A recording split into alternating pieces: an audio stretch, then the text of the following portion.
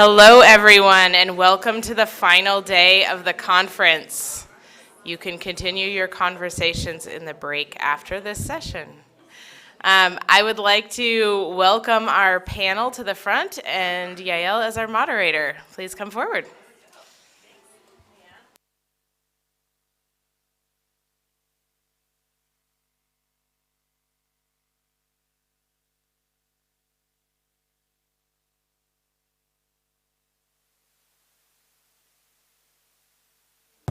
Hello. Hi, everyone.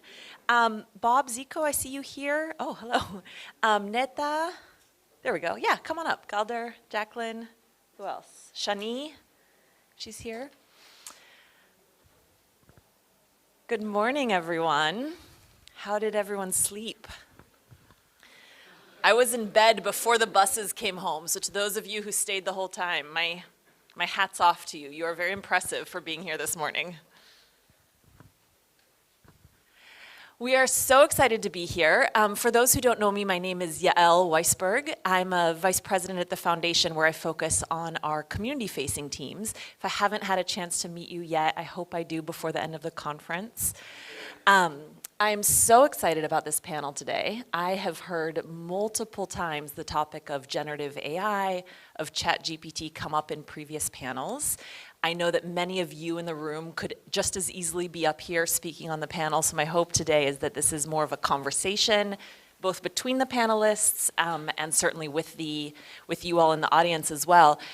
We have a long panel today. I think we have 90 minutes, and what we do not want to do is sit here and talk at you for 90 minutes, so my suggestion is that we keep our panel relatively brief, maybe 30, 35 minutes or so, and that we spend most of the time in conversation. So please keep track of your questions, feel free to engage. Like I said, I know that there are many experts in the audience as well as on the panel.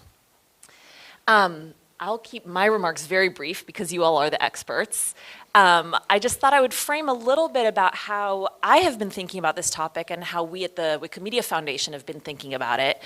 As some of you may know, when Mariana Iskander joined the foundation about 1.5 years ago, she asked us to anchor the work that we do, anchor our annual plan, in two things, in the movement strategy and in the overarching question of asking what does the world need from us now. And 2 years ago, when she asked my team to look into this question of what the world needs from us now, we identified 4 external trends that are really affecting the work of the Wikimedia movement.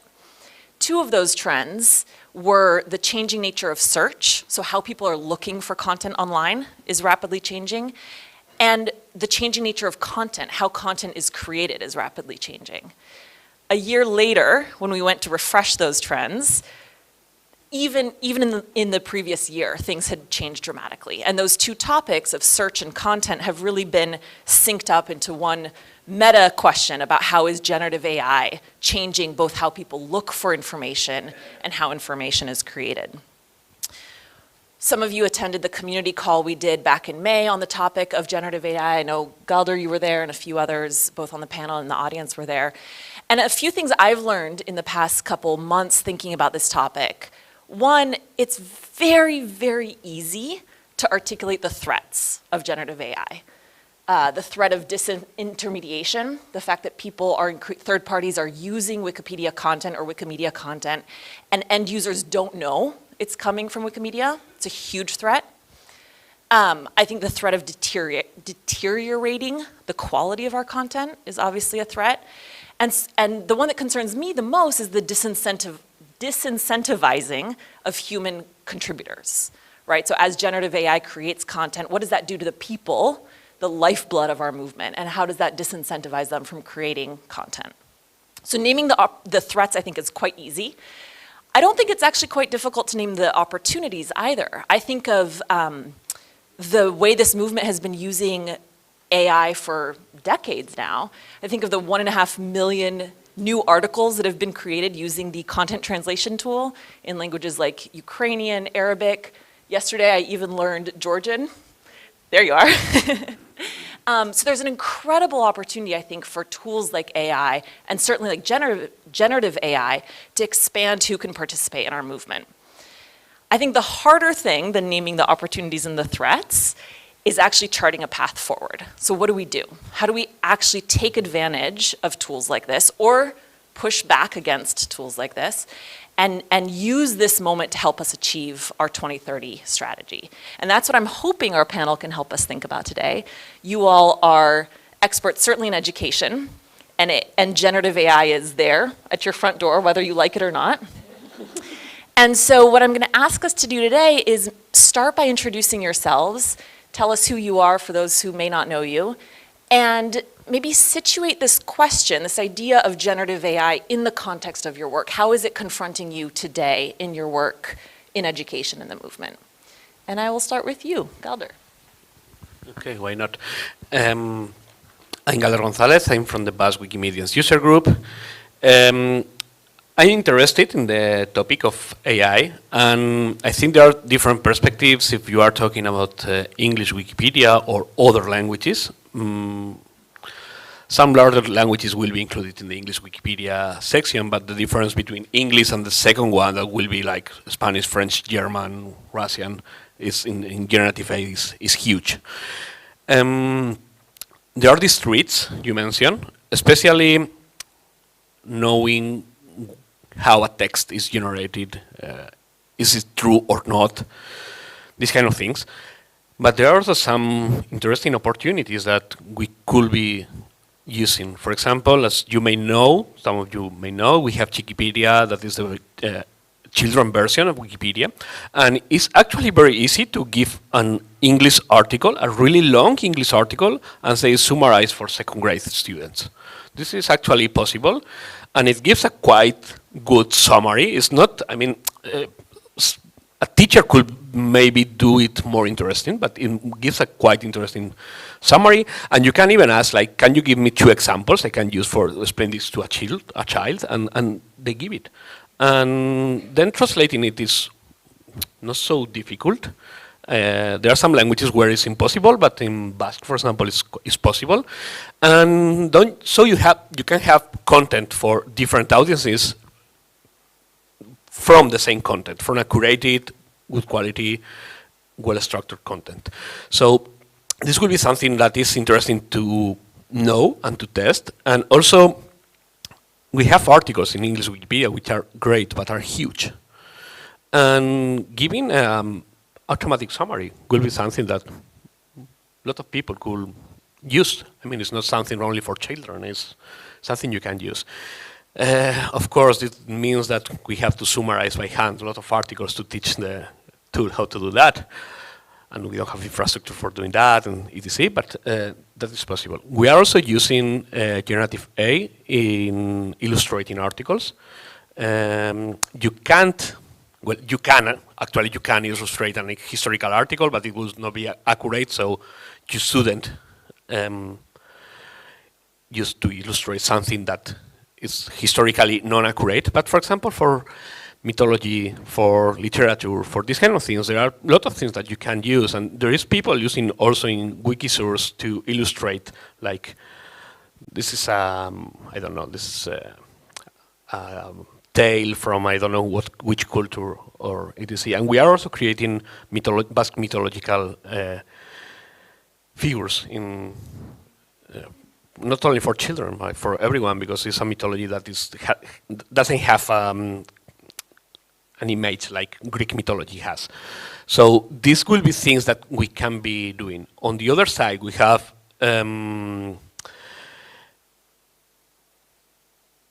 a problem where we are depending on a machine who is quite good writing in English, but when you translate it to another language, it creates some modism and some ways of expressing that are not native to that language. And talking to experts in AI, way more experts than me, what they say is that this can make a language change. And if the language change, the next model will be based on that model that has been created by a machine, so the language will change. And I have heard that this is happening already in Arabic, where the sentence order is changing because people is using more automatic translates and this kind of thing. So this is also something that the quality of languages will be lower if we only depend on machines. So humans must make it cool, make it interesting, make it funny. That is something that machines are not so good at. And I think that those are my 2 points. Thanks, Golden. Yeah. Okay.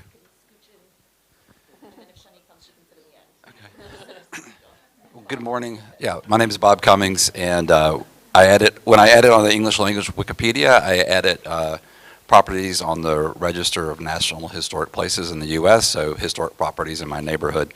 On my day job, I work at the University of Mississippi, and I teach and research digital writing. So a lot of my last 12 months have been consumed on this topic. I think it's important to talk about, I focus mainly on AI generative writing, but AI generators also impact images and many other forms of media. But because of my job, I focus mainly on how AI writing generators are impacting what it means to be literate. And usually I try to focus on 3 main points when we talk about this topic. The first is that until about a year ago, if you encountered and read text, you knew that a human wrote that text.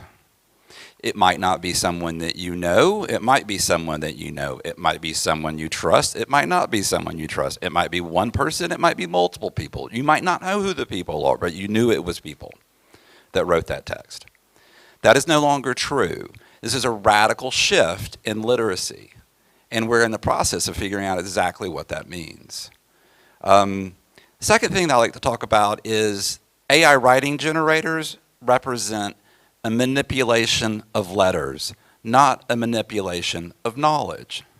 So an AI writing generator has been called, and I think accurately so, a parlor trick. It can produce text, but it doesn't understand the text that it produces.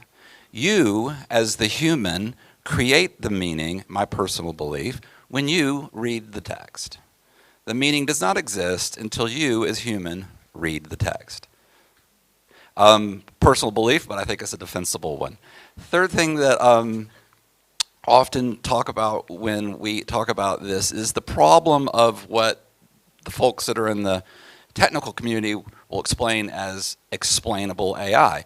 So AI can give you answers, but it can't tell you how it got those answers.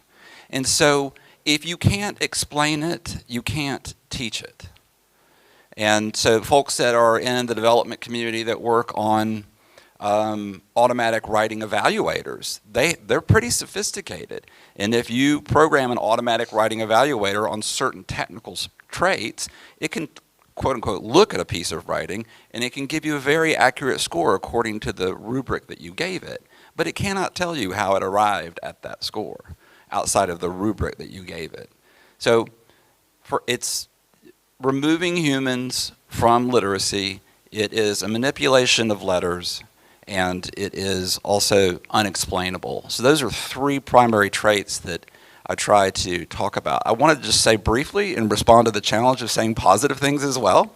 First thing I would say is that one of the things I love about this community is in this conversation is that you have some of the deepest experience of any community in the world with engaging artificial intelligence. You've been dealing with bots and creating Wikipedia articles for almost 2 decades. Now I know most of the bots are very simplistic, but integrating how someone else's programming affects the writing that you're trying to achieve, that's really on the forefront of collaborative writing and what it means to write as a person in this time. So I think this community has a lot of experience already in dealing with this and centering the human experience in writing. Because we know when we look at a Wikipedia article, humans wrote this article. So if I don't want to push things into a dichotomy of human versus non-human, but if it plays out that way, you're at the forefront of establishing humans in literacy. Last thing I would say is that on the positive side, I think there are potential great applications for AI in terms of teaching and learning in the conversation around tutoring. Folks may remember about a decade ago, a lot of the higher education conversation was around MOOCs and how massively open online courses were going to displace universities and completely transform learning. Didn't quite work out that way, but one slanderous phrase that came from that conversation was robot tutors in the sky. So you may remember there was this sort of misguided idea that robot tutors would be tutoring everybody on how to learn in a particular class. If you tone down that vision and you think about where AI succeeds in writing generators when you have structured inputs and structured outputs. And if I'm struggling in a class and you can narrow down the content where I'm struggling, then you can turn that over to a responsibly developed AI to give me a chance to dialogue and Q&A with this AI bot, if you want to call it that, around where I'm struggling. So I think there are potential ways that we can look at this technology to increase engagement, maybe increase engagement in the online learning space. So. Oh, can I have the working microphone? No, you. Yes, and this was the one that didn't work well yesterday. Yes, can we try it this way? Thank you. I'm Zico van Dijk. I'm a German who lives in the Netherlands. I have a Wikipedia background. I studied history and linguistics, and now I've become a kind of wiki expert as I'm interested in how a wiki works in general. And there's one particular thread. I'm not sure whether we all are that aware of it, and it's quite particular but very vital, and I'm going to elaborate on that in a story, but maybe later. Thank you. My name is Neta Hussain. I am a Wikimedian who mostly writes medicine-related articles. In my day job, I am a radiologist. So my day is filled with looking at images of internal organs of people, and I'm therefore very much involved in the image side of AI. In radiology, we have always been speaking about the hype cycle surrounding AI. There were hypes coming, and they would say computer-aided diagnostics will take away your job and so forth. So there were cycles, and all these products that usually worked well in the laboratory sandboxes, they failed to work in the actual clinical environment. So, but in the last 6 months, when generative AI proliferated so much, I understand that things are different now. So we need to have more attention towards what generative AI is doing. In my work also, we can see that people are very excited and also concerned about the potential of AI. I also educate medical students, and we have already started using images generated by AI to illustrate our presentations, illustrated our thesis summaries, and so forth. And this is a peculiar case because we want images of, say, a depressed woman, an angry man, and things like that, and we don't want to put pictures, photographs of people onto the presentations. And what do we do then? We don't have the resources to hire a graphic editor to, visualize these things, and it's much easier with one of these generative AI techniques to create all these images. And that was something we have been experimenting with these days. And as educators, we want our students to learn critical thinking. And what students, for example, we don't want a student to ask the AI if it's good to take drugs or so forth. And I mean, you have to weigh this decision on your own and come to a decision on your own. So one of the potential challenges that I see is that people would offload their critical thinking to AI, particularly our students. And secondly, it's about problem-solving skills. We want all our students to be good problem solvers. But what I saw with ChatGPT is that it writes excellent code. You ask them to solve a problem using, Python code. It does beautifully. It gives you, all the reasoning about all these steps that you have to follow while writing a code to get a particular answer. And this is a skill that we want our students to retain. We don't want to offload completely to AI. Of course, we could use AI as a tool, but we don't want to offload it completely. And thirdly, it is creativity.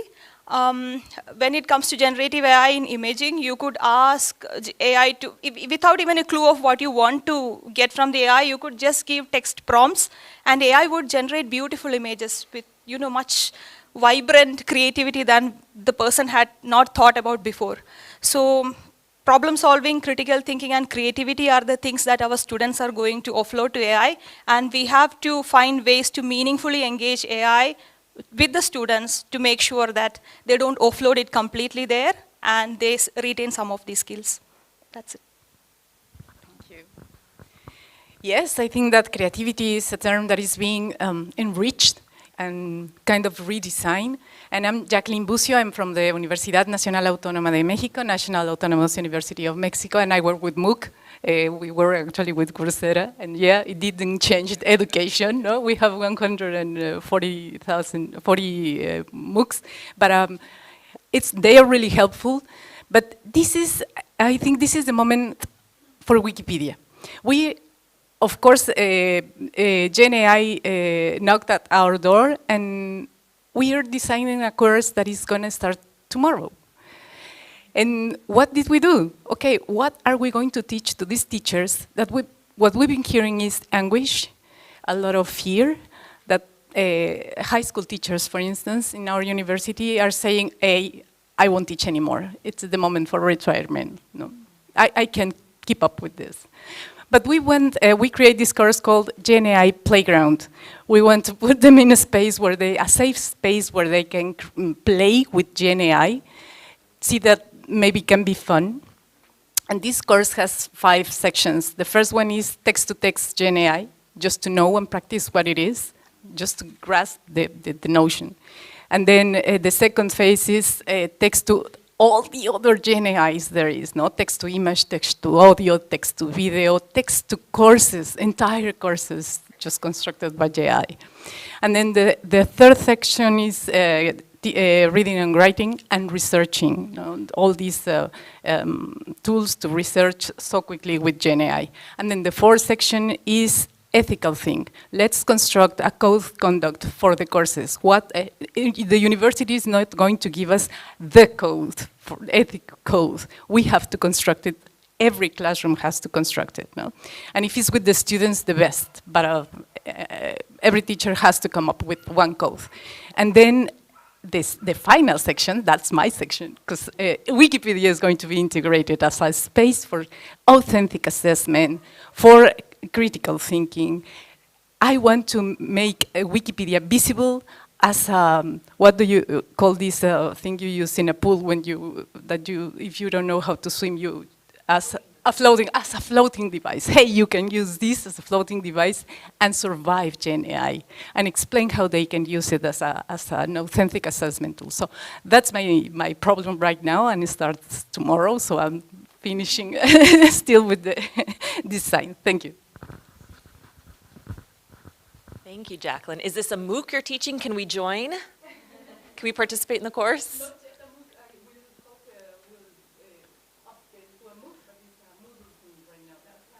Nice, nice. Well, I'm even more excited about the panel now because you all prompted so many questions. I think I have a question for the educators on this panel. So that's, I think, Bob, Jacqueline, and Neto, do you teach as well? Yeah, I think you all talked about something that's so core to Wikipedia is critical thinking, and kind of how you bring that, what historically we've understood to be the human element, to writing. And I'm curious, I know you all think about how this is shifting how students are thinking, the metacognitive process. I know some of you are working specifically on the Q&A process of generative AI. And I wonder if you can tell us how you're seeing this affect your students in the classroom. Maybe I'll start with you, Bob. Thanks. So I'm very fortunate in my home department of writing and rhetoric at the University of Mississippi. We've been actively engaging AI writing generators for the last year. So we've been putting them in our writing classes. And what we ask students to do, something we've been calling the DEAR framework, D-E-E-R. So D for lower, okay. D-E-E-R, so D for design, E for evaluate, E for engage, and R for reflection. So we take a larger project, a paper, or it could be any kind of academic project, and we design smaller stages for it. Then we evaluate what AI tools are available. Then we engage the AI tools. The students engage the AI tools. This is what we encourage them to do. And then they reflect on the experience of using the AI tools. Certain tools are good for certain things. So for instance, if I'm writing an argument paper as a student, one of the problems students often have is finding counter arguments. So they fall in love with their topic and they're very good at arguing their topic, but it gives them blindness as to what the other arguments are.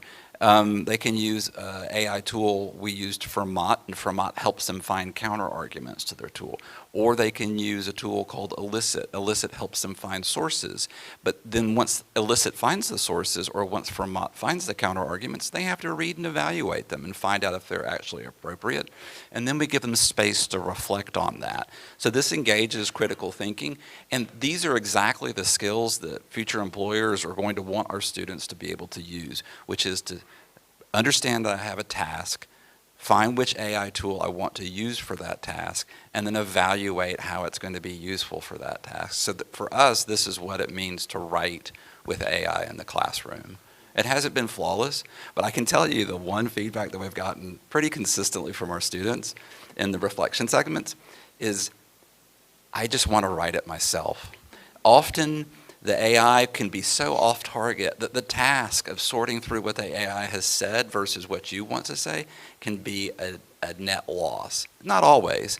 So that's another factor in engaging and evaluating the tools for the tasks that you're trying to use. And so it quickly becomes, they share among each other which tools are better to use for those tasks. And so that feeds into the evaluation loop as well. Yeah, I have university level students writing their master's thesis with us. And they have been, far advanced than me in finding which tools are better for doing what, and how do you use this particular tool in such a way that it won't plagiarize the content and so forth. So they are way advanced, I would say. And then I have talked with my fellow teachers, and what we see is that students would have their own content. I mean, they think of their own critical argument and they put it in the paper. On the other hand, they also use generative AI to find arguments that they did not know earlier. So in a way, this is enriching the text. But on the other hand, right now, most of the ChatGPT-like tools, they are not providing good references to what they are doing. So these tools would provide you answers, it would provide you new perspectives, but there are not references. There is a tool called, Perplexity AI, which is trying to kind of give references to some of the statements that it is giving out, but the referencing system is not yet in good place. So the students still have to do some work to find, the appropriate content, appropriate papers or textbooks from where they have sourced their material. So their work is, with generative AI, they are doing way better work, but their work is still limited by the fact that they need to add references to their statements.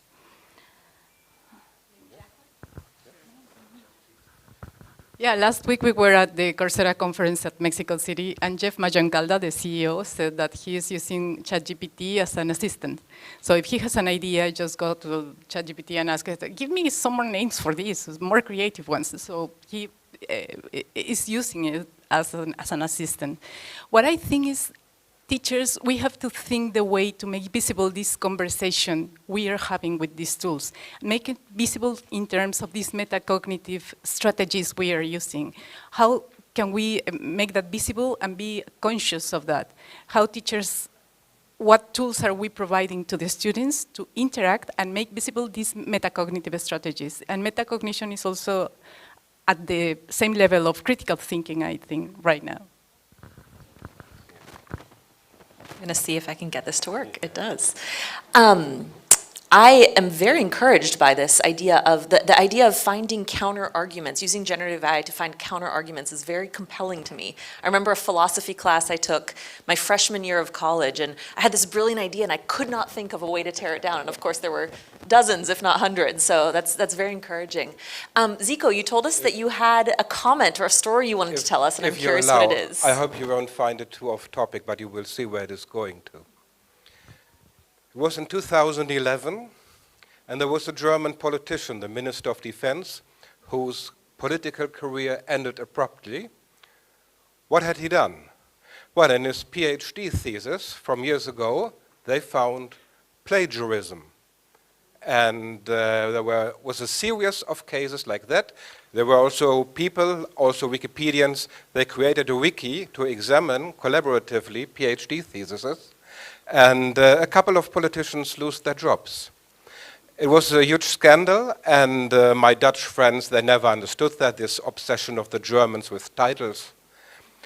And at the time, I worked for a professor in Germany, linguistics department, and I gave seminars about wikis, Wikipedia, classroom, etc. for future teachers of German. And I said to him, Michael, I want to do a seminar on plagiarism. And he wasn't convinced at first how it fits into the department, but he finally agreed. Detect the plagiarism, and we discussed whether it makes sense. Is it easier? Does it help you under what circumstances to commit plagiarism and do the risks? And at the end of the seminar, it was their idea. So 2 students, all by themselves, they talked to the whole seminar. They confessed that they had committed plagiarism in high school in their final exam, and the only reason that they were there as university students was plagiarism.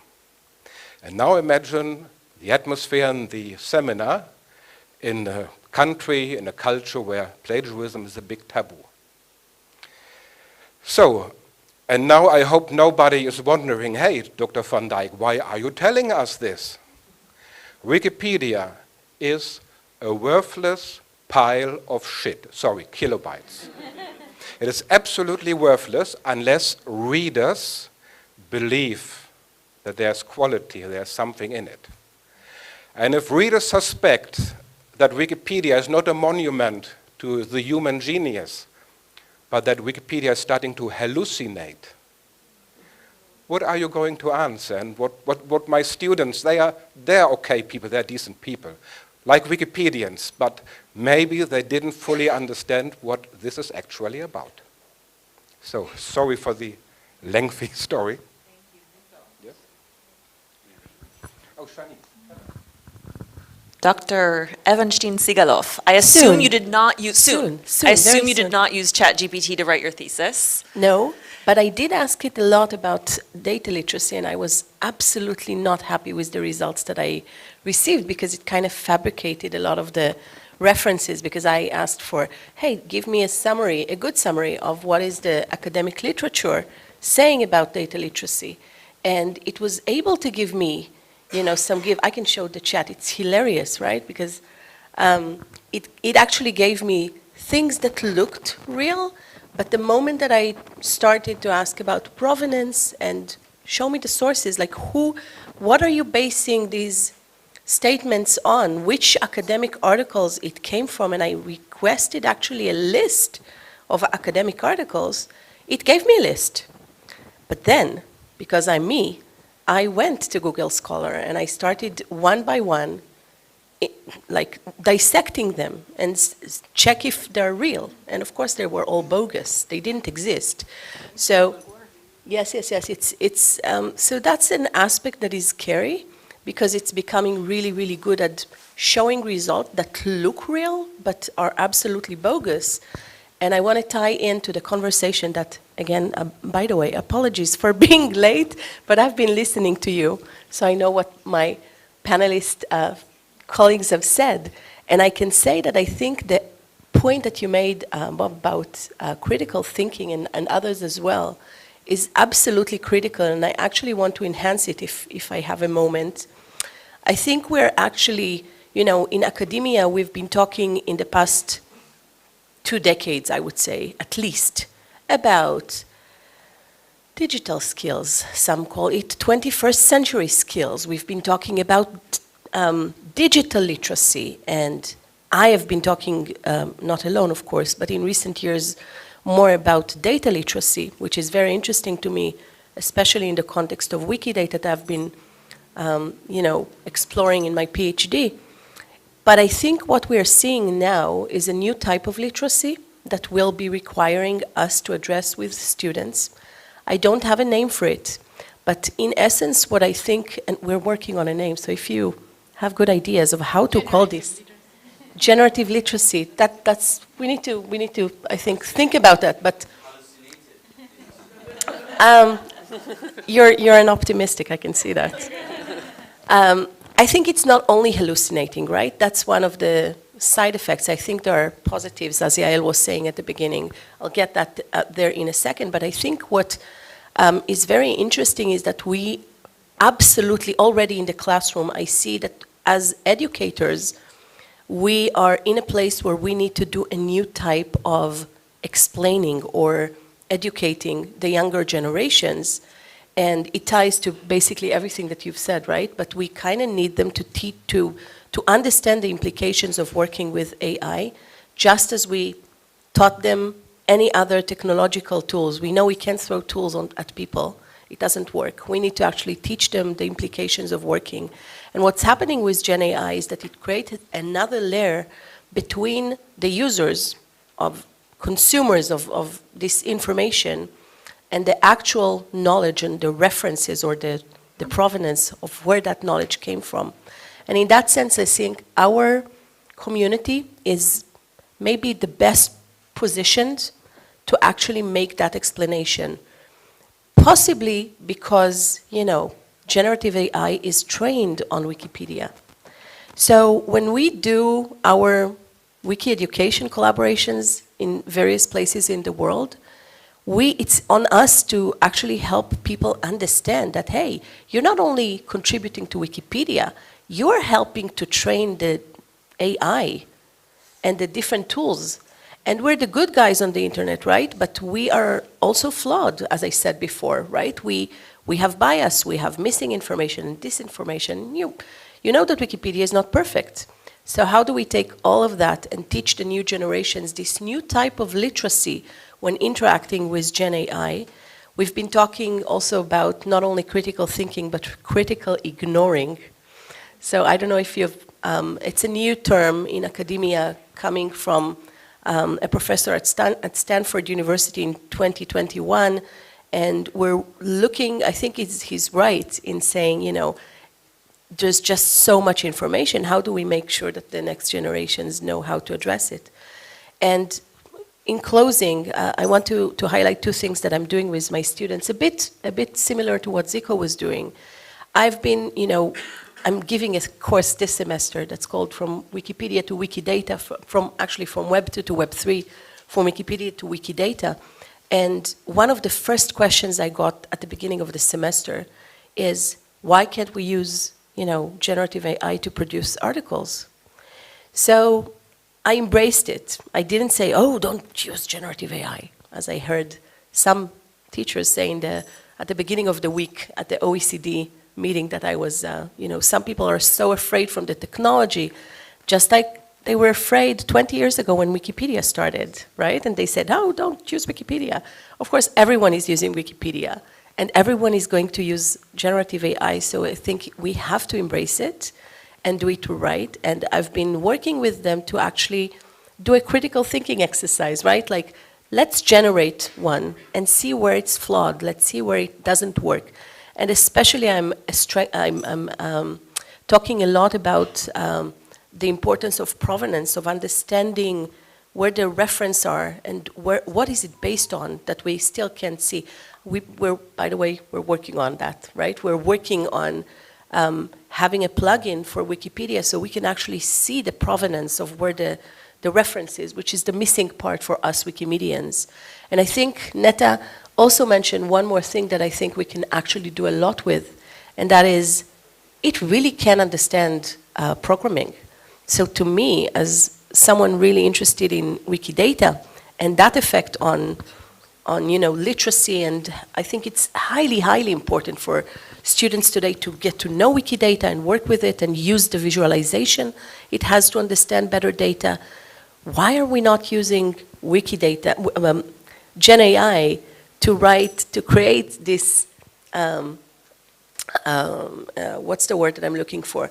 Some interface that people can talk in, human natural language and give us the query that we need, because that has been one of the biggest threshold is you need to learn Sparkle.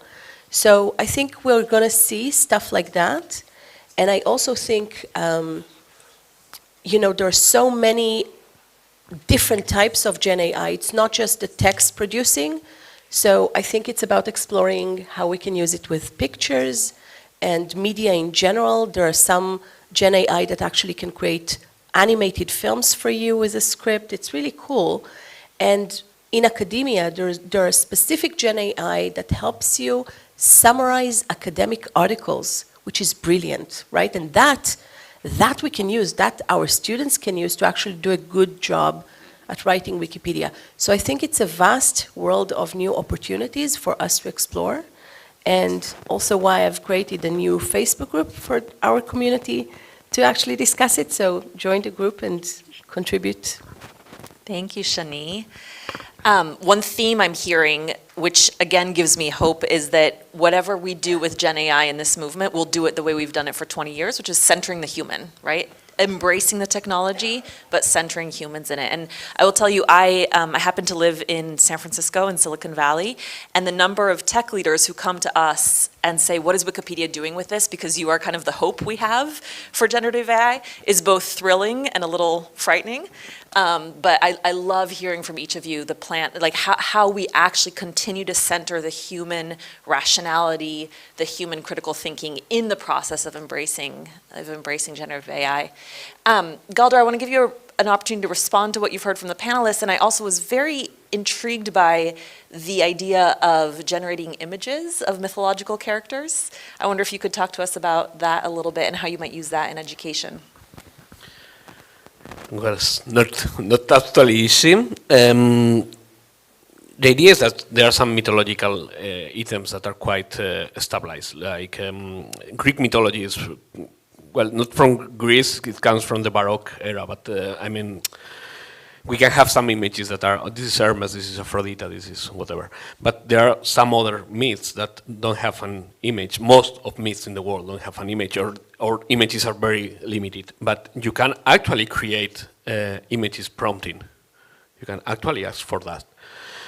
The problem is that these images will also have the lack of previous images, so you can have very, I don't know, your Tuvalu mythological warrior in the Disney or Marvel style, and I don't know if this is the best option, but you can be training and you can be asking, like inserting some elements, inserting some mood, and you can get something that resembles what you had in mind, acknowledging that what you had in mind doesn't exist. I mean, it's something that is totally constructed. I mean, I couldn't say something like, okay, create me an image from the Abrahamic religion's God. That, I mean, no, please. It's something that is different, it's something that is not constructed. And there are a lot of things that we can do with generative AI for things that are not, that doesn't have an image. In the same way that there are some people who are making illustrations of historical women that don't have an image, and they absolutely invent it. And in the same way that there are paintings of battles in the Middle Ages made by people in the 18th century that didn't happen. I mean, are you inventing it? Yes, I am inventing it, the others invented it. I think that there are some things that we can be doing with generative AI. Let me introduce another idea. 2 weeks ago, I tested a page. I don't know which was. I mean, there are lots of them. I gave an Wikipedia featured article, and it gave me a 2 minutes podcast with audio, intro, topics, and ending. And you can even write, like, if you want more, check in Wikipedia. Imagine a world where you can check, I don't know, Spotify. I'm not going to make, whatever, iTunes, whatever you use. And every morning you have a 2 minutes short podcast about the topic that is in the main page of your Wikipedia language. This is something that we can do as humans, but it's quite costly. I mean, you need someone who will do it. But now you have voices doing it, and it gives a quite good summary that you can actually edit, like, oh, insert this. And we could be doing something like this easily in most of the main languages. I mean, it's quite difficult. I don't know if there are, but in most African language, in most South Asian languages, maybe this is not going to happen soon, but in some European languages, and for European, I also mean American languages, this is quite easy to do. You can do also videos, like in how is this called, in medical, there is this other wiki that is for medical purposes, Wikimeth, yes? Yes, Wikimeth. Yes, they have been working with making videos from images and text automatically. We can work on things that will maybe lose the value of, okay, it's not a human who made it, but actually there is a human behind. And if you want to check more, there is another text that has been curated by humans. And I think that that intersection will be interesting to check about and to know what the Wikimedia Foundation can provide for, or can encourage about doing that. Thank you, Galder. Yeah, and then I do want to open it to the audience because I know folks have questions and comments. So yeah, maybe quickly, Shani, and then get your questions ready. I just wanted to note very quickly that I think the point that hasn't been mentioned and we have to mention is that once we go outside of English, or we haven't stressed, right? But there's a huge, huge gap of languages that we as Wikimedians absolutely care about, because we care about the whole world and all of human knowledge, not just in English. And right now, everything we're talking about is kind of centered around the English-speaking world. Once we go outside, well, there are some large language models that are also in the other biggest languages, but once you get out of the first few big ones, there's a huge drop in the quality, and humans are still very, very much needed in terms of creating that high-quality content in these languages to actually bring us where we need to be. So just noting that. Yeah, thank you for that, Shani. So questions from the audience or comments? Yeah.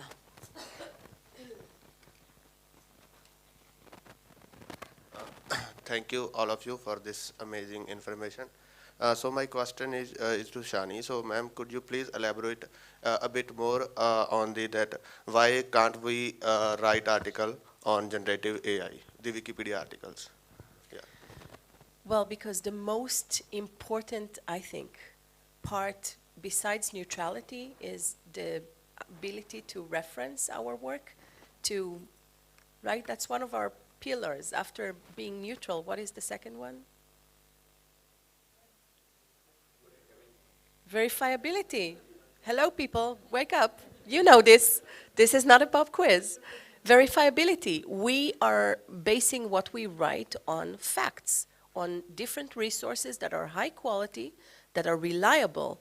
And as of now, Gen AI can have access to some of it, not all of it, by the way.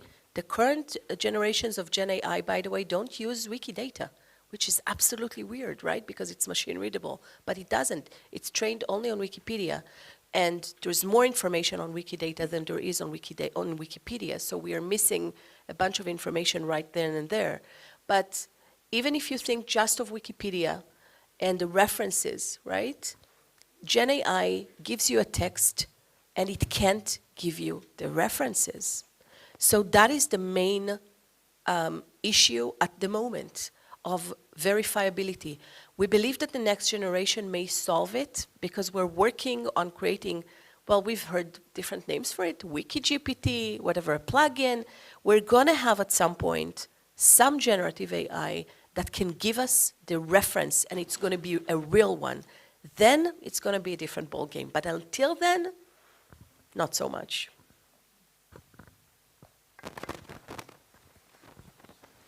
Okay, can I ask one question? I think artificial intelligence can help a lot in our Wikimedia activities. Not only creation of new content.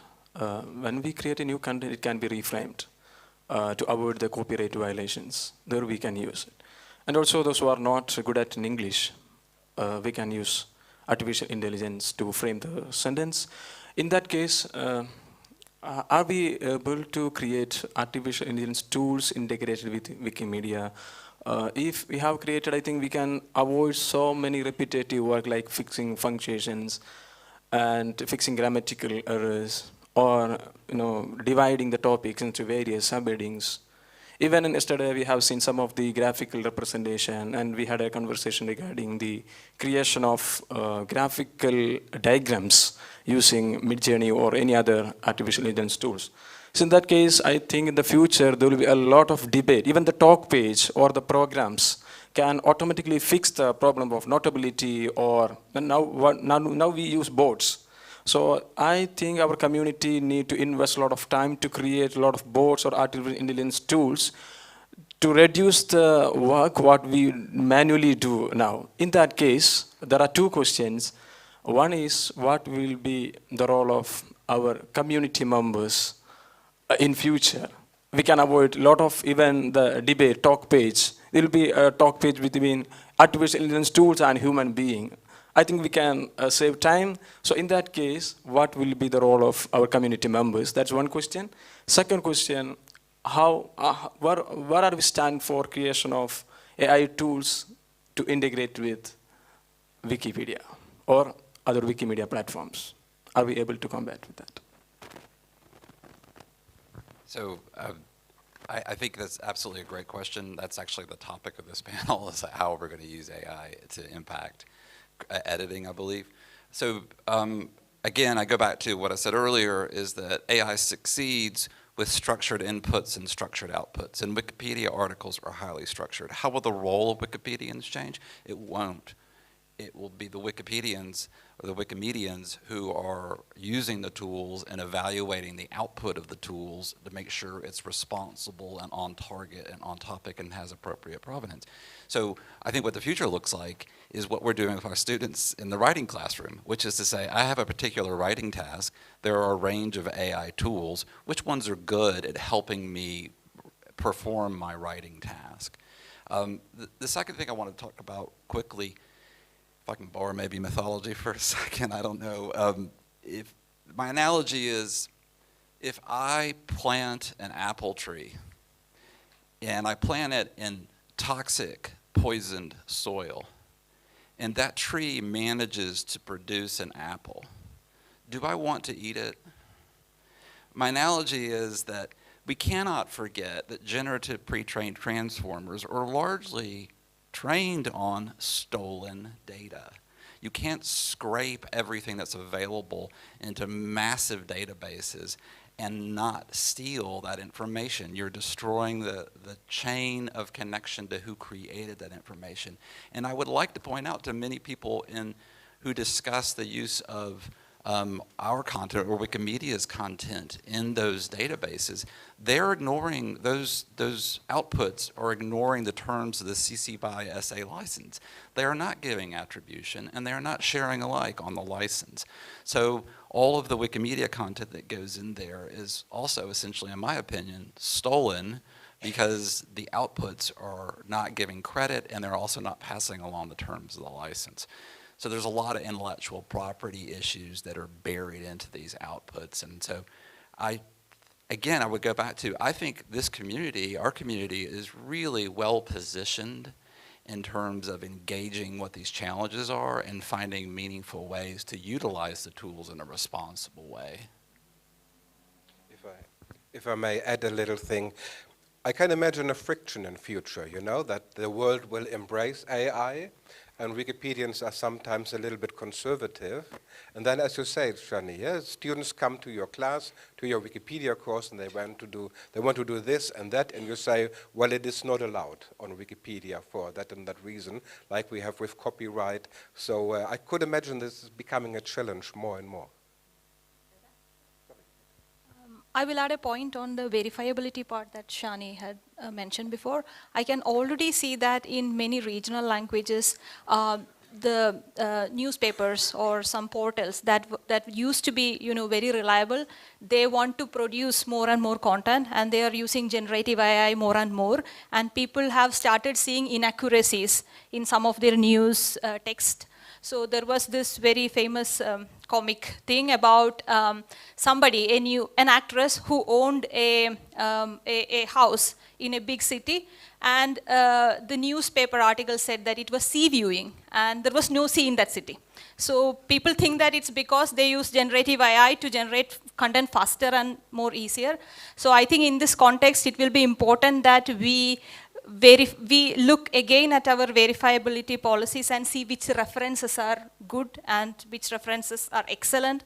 So we will need to grade our external, references to make sure that these are high quality, these are not good quality, and so forth. So it's time that we, the references which we considered earlier to be very good and very high quality, they need to be re-examined in the context of generative AI. I'll just, you're enhancing a point that I wanted to make about the references and the tools compared to, considering your question about which tools we'll need. I think, first of all, just to mention, our community has already, as Yael mentioned at the beginning, has already been working with AI and the idea of, machines for quite a long time now, and there's been actually quite advanced and interesting examples. I see Joao sitting here. He's been creating automatically, he's been generating Wikipedia articles based on Wikidata using templates. That's like that's amazing, right? Especially for smaller communities and languages that are less represented. So I see us trying to use or attempting as a community or exploring ways to do it on a scale, especially for those languages that lack it, and using different tools to maybe shorten or give us summaries or do some basic things so there exists good high quality knowledge in those languages. That's one. Two, to Neta's point, we will definitely need tools to help us better track references. And I think the idea should always be, where can Gen AI and machines help us humans to reduce the volunteer labor and do some things that are really time consuming for us? Like when I checked and I had to go to, to Google Scholar and check one by one, does the person exist? Does the, did they write, if they do exist, which sometimes they did they actually write that paper? Does this journal even exist? So that's something that a good machine can actually check for me. So I'm assuming we will be creating these types of new tools, and ranking, which is something we, at least in the Wikidata community, we've been discussing for years now, the need to actually have a better system to rate the sources, because even if it's facts, we want to know where they come from, and we want the provenance, right? So I assume we'll have to deal with these types of things, and as Yael was saying, it is going to continue to be centered around humans and around machines helping us reduce some of the work that could be done by machines, but always checked and reviewed by humans. And I think more and more, like Zico said, I think there's going to be tension. The tension is, to me, also going to be around the actual content that we offer our readers, which is today hugely based on text. But as we know, even without Gen AI, the world has been changing. People are consuming information through videos, through images, through media. We've not really made the jump, and I'm hoping, I really do, I'm hoping that Gen AI is going to help us make the jump and produce semi-automatically, like Galder was saying, and I was mentioning before, these generative AIs that can create short videos with avatars. So it's not specifically identifiable human, which is sometimes good, and can help us give intros, can help us give summaries of articles, and create new ways of engagement with younger audiences. So I think all of that is going to be where we need to take our discussions. Thank you, Shani. I'm going to offer it to Galder, and then if there are other questions, yeah, okay, so maybe we'll do it quickly and open for some questions. Let me tell a very short story. My older daughter is 6 years old, and this year she was very excited when she went to the primary school because she learned that it exists something called Google, that is Google, but Google, that actually can answer everything. So she's, that I want to I want to test that. So I open Google, and I said, well, okay, what do you want to ask? And quite interesting, her first ever question to a machine was, where do panteras sleep? So she wrote it in Basque and phonetically, so it didn't succeed. I helped her to make it, and then I said, oh, do you know that we have a project called Chiquipedia that you can test? Did she find there where panteras sleep? No. We went to Wikipedia. Can we find in the Wikipedia article, even in English, where do panteras sleep? No, it's not there. But this is knowledge. This is something that if you ask to ChatGPT, it will say, I don't know what to say, in a den or in a tree. So where do we find the answer? We found it in Commons. In Commons, you have lots of images of panteras sleeping. Imagine a world where you enter Wikipedia and you ask the question, where do panteras sleep? And the machine says, okay, this is in Commons. And it shows some images of panteras sleeping, because this is actually pretty easy because we can automatically tag images in Commons, and you say pantera asleep, these are images of panteras sleeping. And you say, okay, they actually, it seems that they sleep in trees, but I have never seen a pantera sleeping, so I don't know if Commons is biased or not. But that was the answer I gave my daughter. I think the question you were looking for is, are panthers camouflaged? That's why you've never seen them sleeping. Mohammed, I think you had a question. Yes, thank you, and thank you all for this amazing discussion. Well, I think it's important to consider the potential benefits of generative AI in enhancing and improving the content of all Wikimedia platforms like Wikipedia, but I think it's important too to consider the importance of collaborative user contributions to these platforms. So my question is, how can generative AI technologies be leveraged to enhance the quality and accuracy of content on Wikimedia platforms while maintaining the principles of user collaboration and open knowledge? This is the million-dollar question. Yes, yes, yes, I just wanted this note.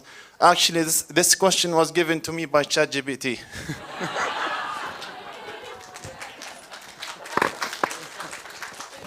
I can answer only a part of the question. And I think as an editor from the Malayalam community and also editing English language, I think that one of the biggest challenges I faced was to find knowledge gaps.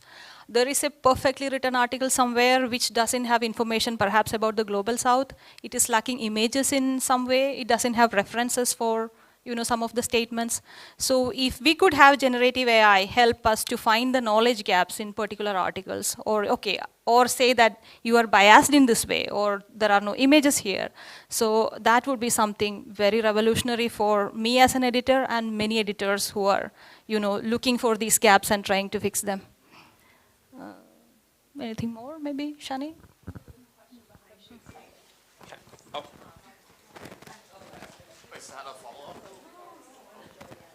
I can? Okay, wait a moment. Thank you for this amazing panel, and thank you for your group on Facebook. I was one of the first ones to join, and I was so happy and excited, like we are spamming all the time there.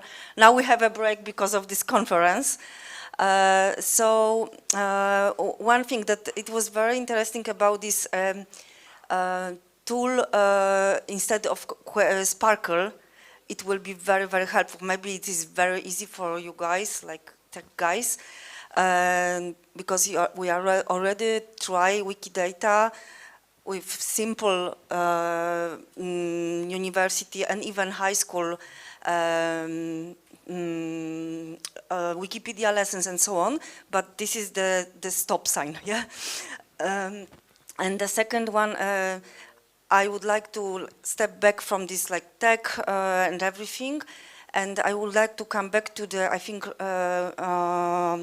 Robert said at the beginning that we have to understand this before we teach this. And the question about language and vocabulary, also you've mentioned, it is very important because we can't understand and talk about this in a different levels to the children, to the university environment, and even to our employees, if we can't have vocabulary in our own local languages. So how to call everything, like you mentioned Googling, yes? How we will say about this? AIing, and in Polish, sztuczną inteligencją. It is very hard to tell how it will be called, or maybe internationally, but why English? Maybe it is not so cool nowadays to call everything in English. So I was thinking, like, we have our Wikipedia slang, yes, like wiki slang, and it is very interesting for newcomers to learn this. This is like point of view, something. So maybe we as a community, especially this part who is not very into tech things, can create a group or some hub. We like this word a lot lately, to work on also on the vocabulary about this. Sorry for my English today, but it's a third day. Thank you. Thank you so much for that. I think, Philippe, there was a question behind you, and then I think we have time for one or two more. Ben, maybe afterwards. Yeah? Okay, great.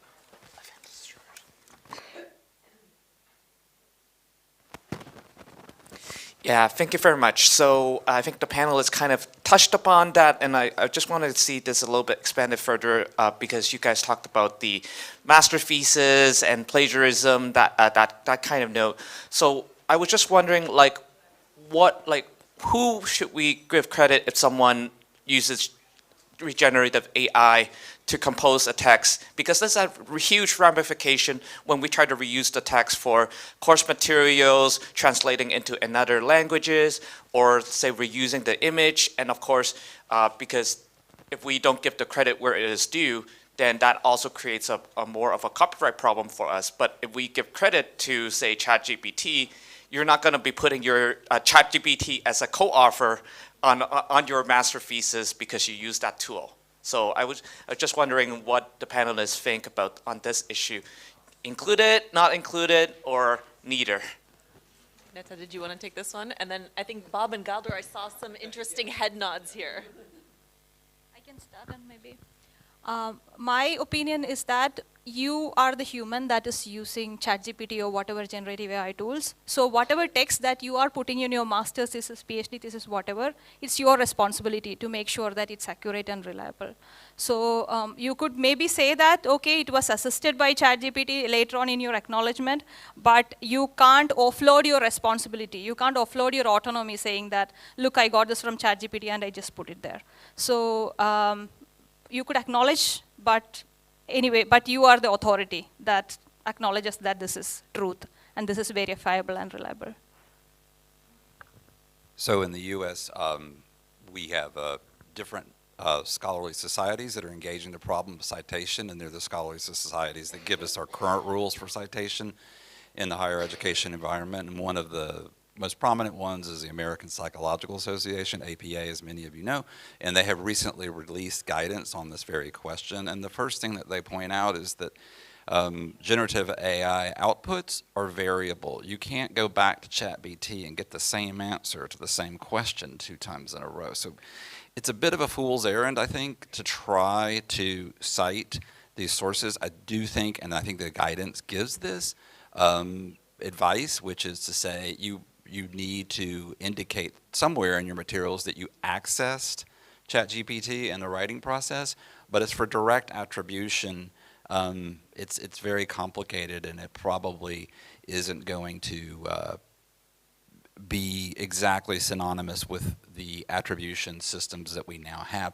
I would also invite you to think about, look, We've been using AI for a long time, so anybody that's been using a word processor in the last decade, it goes back to spell check. Now we've had sentence completion technology for a very long time. Would you cite sentence completion technology? Would you have an expectation to say Google Smart Compose completed this last sentence? No, you wouldn't, because you're in control as the author of what the final utterance is, and so it's part of the input process. You may decide to indicate those technologies were on when you were doing your writing, but you would have to, as the author, make that decision about what's appropriate to indicate and what's not. I agree with Neta. You are responsible of what you upload, and it's the same. I mean, you can be corrected by your word processor, and you must be able to accept or not accept the correction, because sometimes they are grown. This is digital literacy also. For images, this is more complex because copyright laws acknowledge copyright of, I don't know if it's the same in English, but in Spanish, person can be a physical person or a juridic person, like an organization or a human being, and copyright only applies to them. And it's a moral right, so machines don't have morality, so machines can be blamed by any copyright issue. That's why, till there is not a sentence for that, a huge, someone who decides the opposite, all AI-generated images, at least in Europe, are public domain and can't be blamed in other thing. For text, it's more complex because you are actually creating that, but it applies the same. I mean, it doesn't have copyright in the old sense of copyright. But if you want to create an article only using ChatGPT, of course, all other editors will say, okay, where does it come from? And you will be responsible for the text. I would like shortly say about Mohammed, about Wikipedia as a wiki, collaborative writing, and how does a wiki work, and I'm about later the day to tackle some of these issues, because again and again we must emphasize a wiki is a very specific kind of social media, and we have to keep that in mind. And just to remind, when we have been working with Wikipedia in the classroom or in educational context, we never tell the students to copy from Wikipedia. Right? Like, we send them to the reference, to the sources of where the Wikipedia article is based on. So to me, that's not different.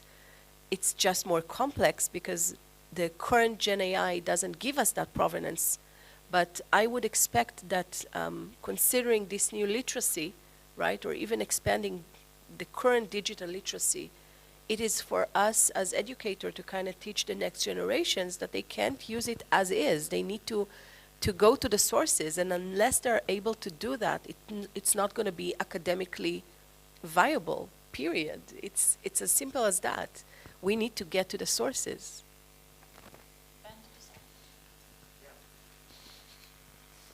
Hi, thank you everyone. I know this has been a long panel, but maybe as we head toward the end, I'm thinking a lot about, if you've just been watching the news lately, there's a lot of discussion about regulation of AI. Now this is zooming out beyond Wikimedia for a moment.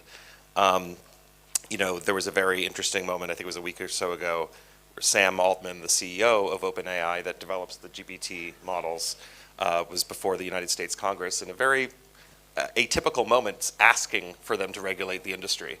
And there may be some underlying motives and complexities there, but still a notable moment, and I think that highlights, and you're hearing people make analogies to things like the global nuclear kind of protective regimes that were developed when that technology became quite real and evident. And so I'm wondering, as Wikimedians and finding this path forward, I was just noting how the Ada Bridge image is a beautiful expression of this, like the negatives, the positives, and then the path forward. What's that path forward? So I'm thinking, I would love to hear from everyone on the panel, maybe a sprinkle of comments, and this builds a little bit on Clara's point about developing the right vocabularies. What do we need to do in terms of creating policies? I think the policies are not only important to put guardrails on how we start to incorporate, and this might be your session, Zico, so. and I know you've been talking about this in the Commons context as well, is this something that can go project by project? Is it something that needs to be kind of, these are I think this is actually a fairly urgent question, and I do think, to Yael's point about in Silicon Valley, tech companies are being like, hey, what are you guys doing? Because I think we can actually be a powerful example of being proactively engaged in the conversation, articulating our values in this new context. So I guess we're not going to figure that out now, but I'm curious, with this question in mind, maybe I would love to hear from everyone a quick answer of what is if we were starting a big brainstorm, what's a kind of a potential guideline or an idea of a principle to inform a guideline you've been thinking about as you've been evaluating these technologies, thinking about scenarios, that you would put into the conversation? Not necessarily saying it must be there, but I would love to hear just what that provokes for you and anyone else who has ideas for this. I think that's a perfect question to end us on, so maybe invite Shani and going down the panel, and anything else that you want to leave folks with as we close the panel today. So two things. A, I don't have the answer to your question. I think it's too early. I do absolutely think you're right on the topic that we have to be present in these discussions of policy and regulating it. And I saw it as, I just had a really good example for that, again, earlier this week with the OECD, where they were launching a new network for schools. And there were many, many representatives from ministries of education. And I also know from ours that they are saying, in terms of the projects that they are funding, don't touch anything with AI. We don't know how to deal with it just yet. We're waiting to see how it's regulated before we are actually exploring it. So I think we have to be in the conversations in the room for sure, because we're leading it in a sense. That's one. And the second thing that I want to leave you with, that according to what Yael was saying, is something that Netta mentioned before, and I think is a really important point. The newer generation that is growing up knows much better than us, period. The amount of apps that are popping up every single day is unbelievable, and the creativity that it enables is unparalleled in a sense. So as educators, that some of you are here, I think I'm encouraging you to bring your students into like Bob was doing with his, bring your students into the discussion. Let them tell you what they're doing with it. Let them think about that and own the process in a sense, because I think the future will come not from what we tell them. We're here to guide them in a sense, because we understand some of the implications and they might not. But in terms of actual use, we have a lot to learn from them, and it should be fine to experiment and fail forward, as I've been saying, and just iterate and try again until we get it right. So that's what I want to leave you with.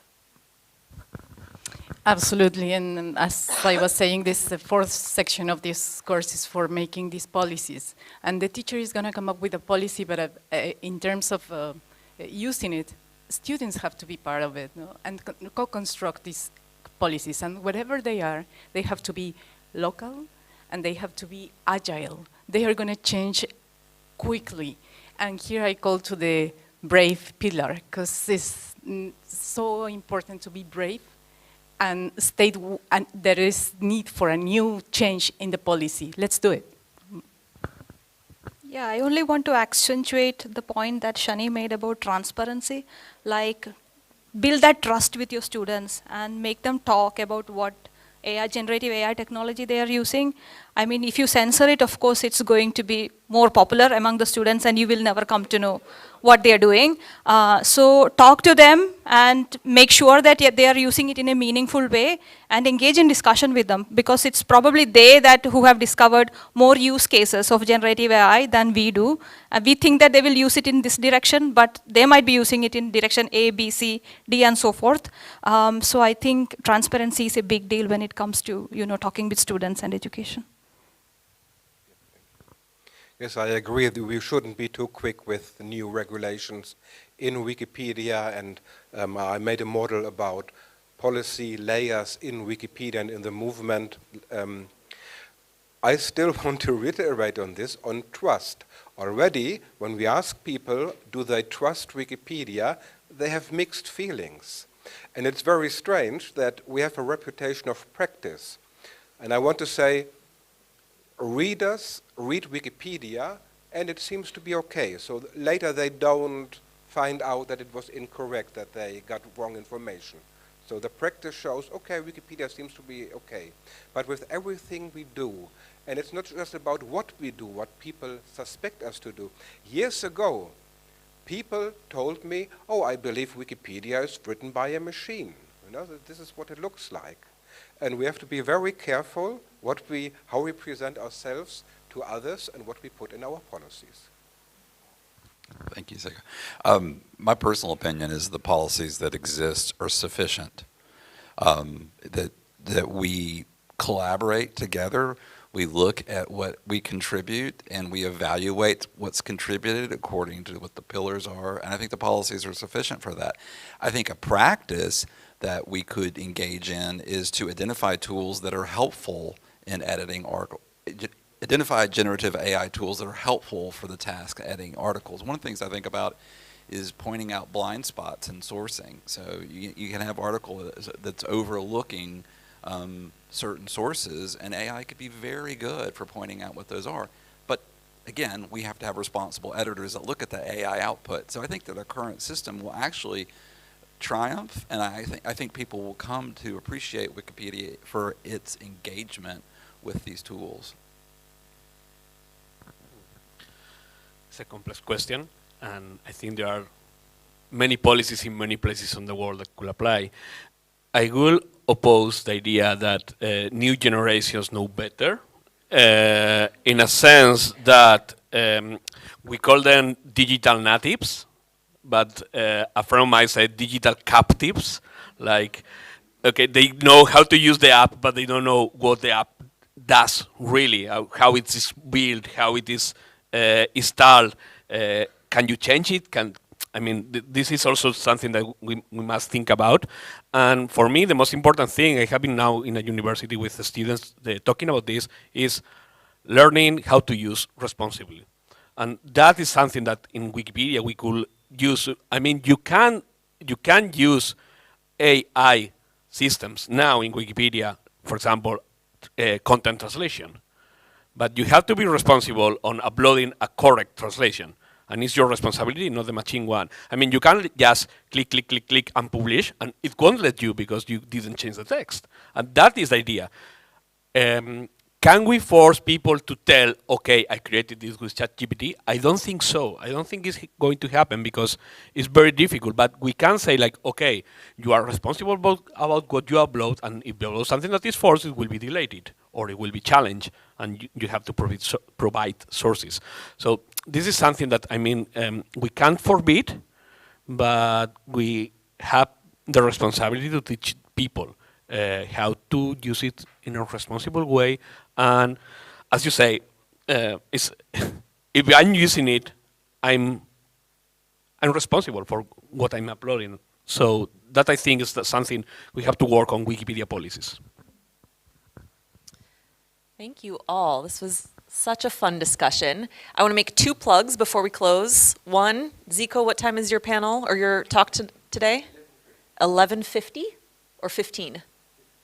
11:15. 50.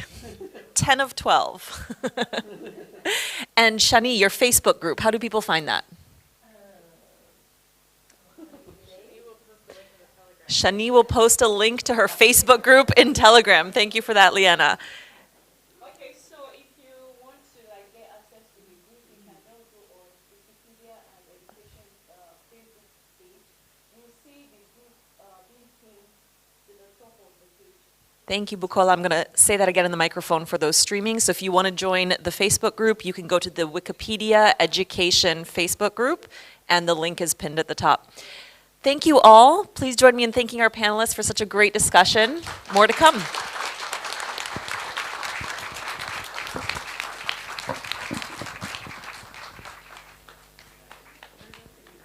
Thank you. Really good. Thank you.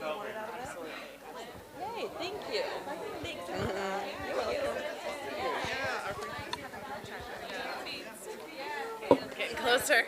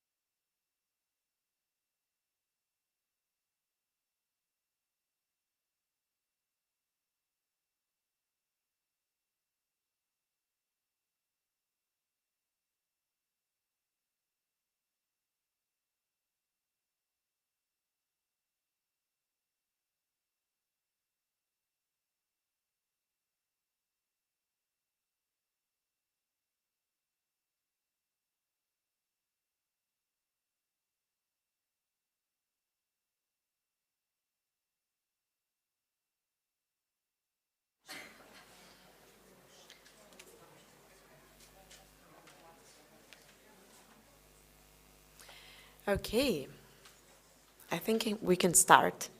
So thank you all for coming back to this session. Our next session is related to engagement of the students, and I'll call Nuria Ribas Valls to join us here so she can actually deep dive into the reasons why students have this little engagement in terms of their mandatory assignments. Here we go.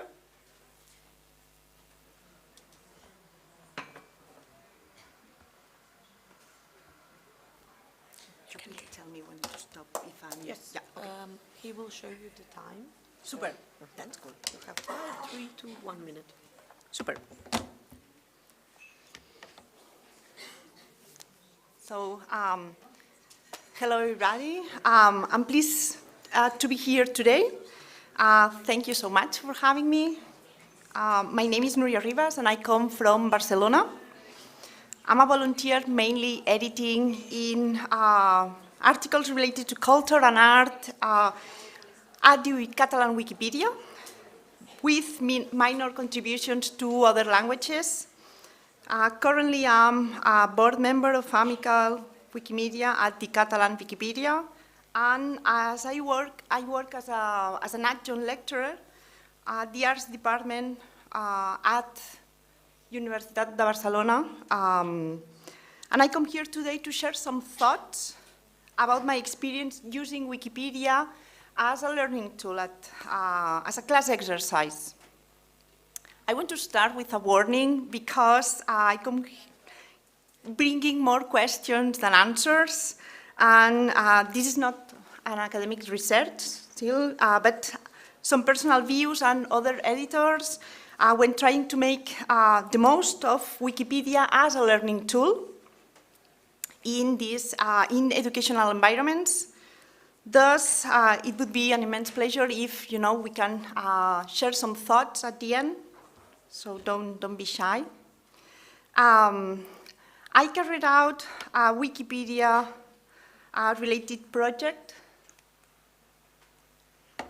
as a class exercise twice in an elective class with 30 to 40 students. I stopped due to the pandemics because not all of them had fair access to computers. And this year, the course almost doubled in size, so I thought I needed to rethink the project for bigger groups. This assignment is usually 30% of the final grade, so they know this is a serious exercise, or they need to take it seriously. And furthermore, the vast majority are female with a high ratio of queer, non-binary, and trans students. This is very important to me since these are misrepresented communities of editors and biased contents in pretty much every version of Wikipedia. That is why I like to work in length with them on the subject. Let them know they are not only able to edit, but also they can make an impact. They are mostly happy when working throughout the project, but when the graded assignment is over, so are their lives as Wikipedia editors. The low index of engagement after 6 months is staggeringly low. Hence, I started to ask themselves the whereabouts. The lack of time is one of the recurrent reasons, but some anxieties so are some anxieties that could be worked out, such as low knowledge about Wikipedia. I would say that this is their perception. They have the perception of not having enough knowledge. They don't actually have that many difficulties when editing. they have,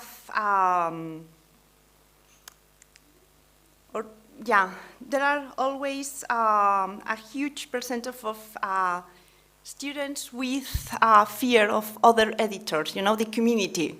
And it's both ways, they don't want to harm the editors, like touch previous versions, so that's why they, the vast majority of students choose new articles and not to improve existing ones.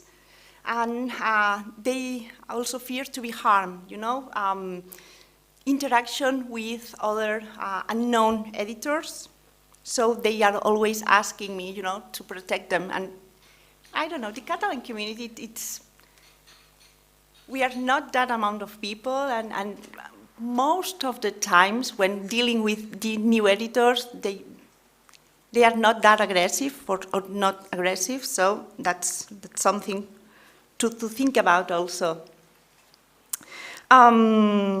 There's always a decent percentage of students sabotaging copyright laws, scanning images, books, and so on. And this happens to me every time. And they really seem to struggle understanding why it can be done. So that is also a plus. I mean, I devote quite a lot of work trying to undo, this mainly Commons edition. In a couple of occasions, I had brilliant students who did not like even a bit the assignment. They are not usually shy in oral presentations, but they had issues working with wiki environment. Thus, my guess is that they had suspicions over sharing their knowledge out in the open.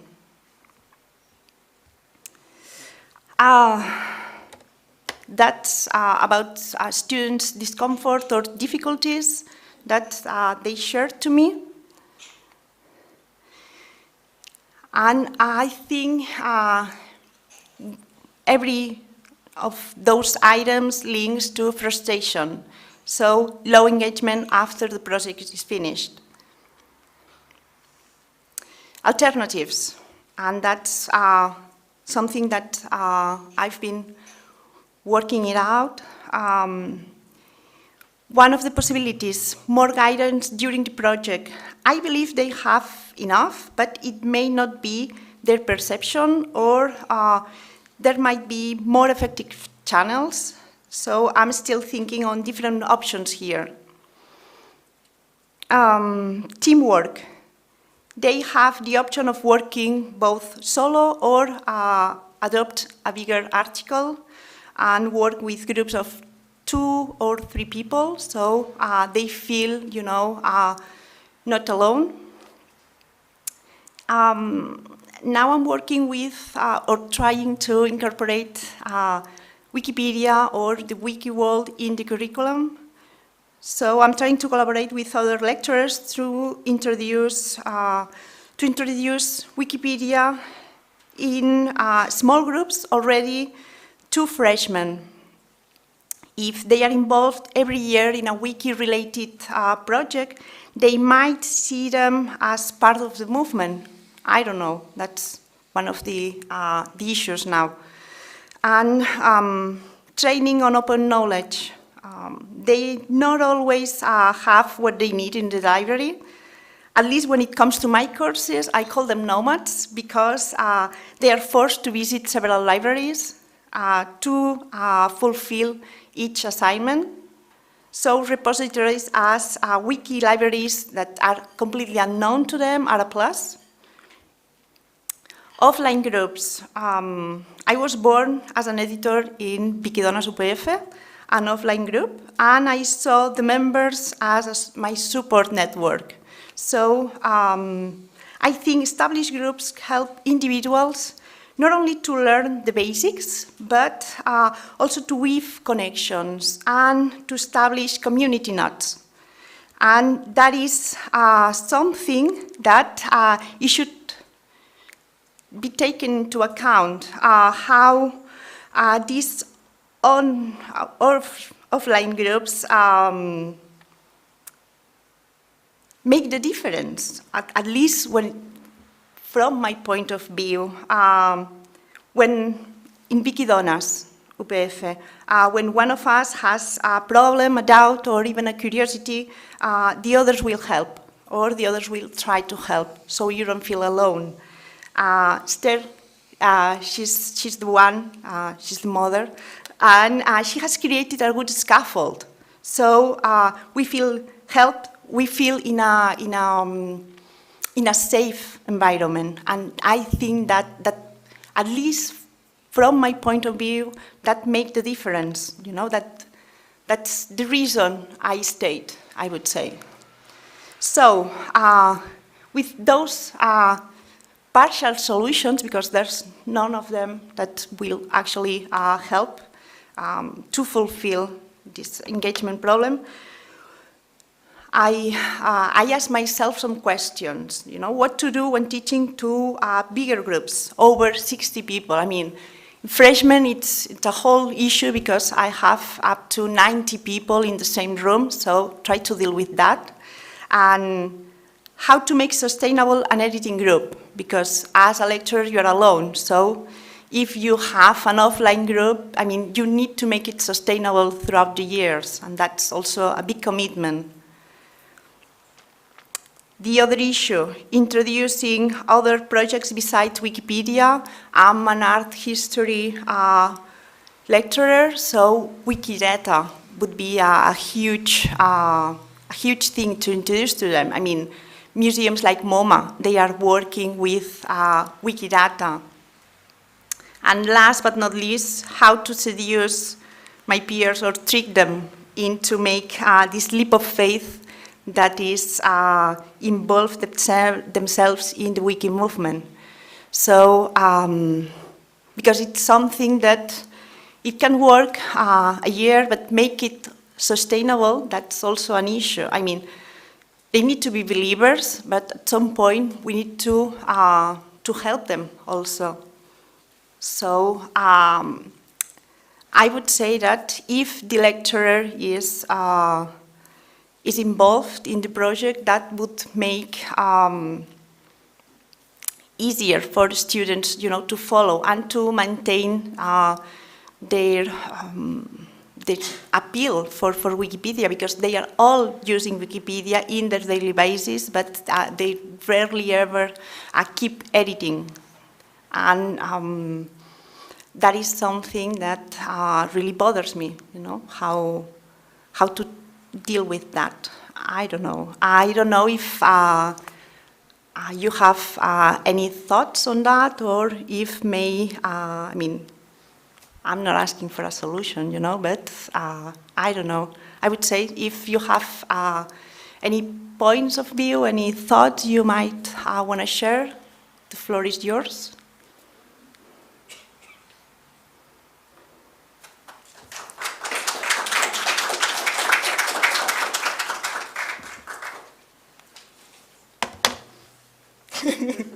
Thank you.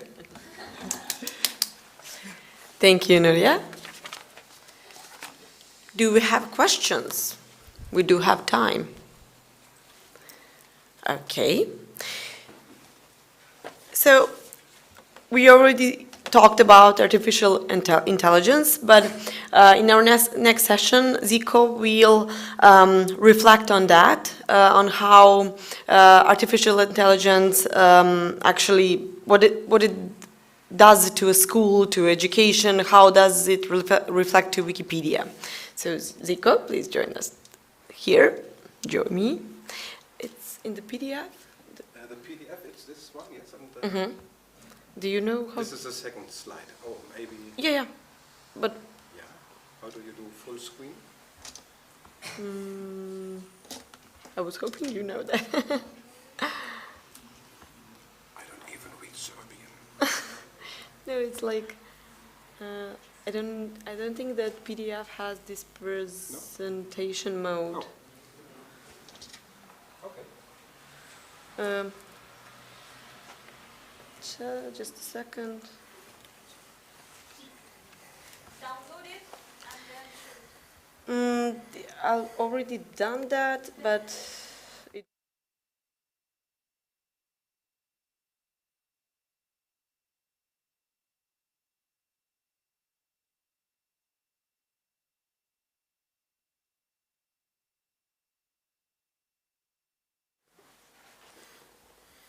Sorry, I don't use PDF for the presentation. I always use PDF. Really? Because you can be sure that PDF always works and PowerPoint maybe not be installed. Is this yours?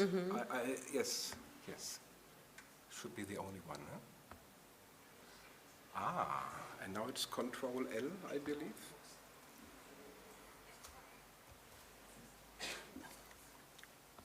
The following sessions will be delayed by...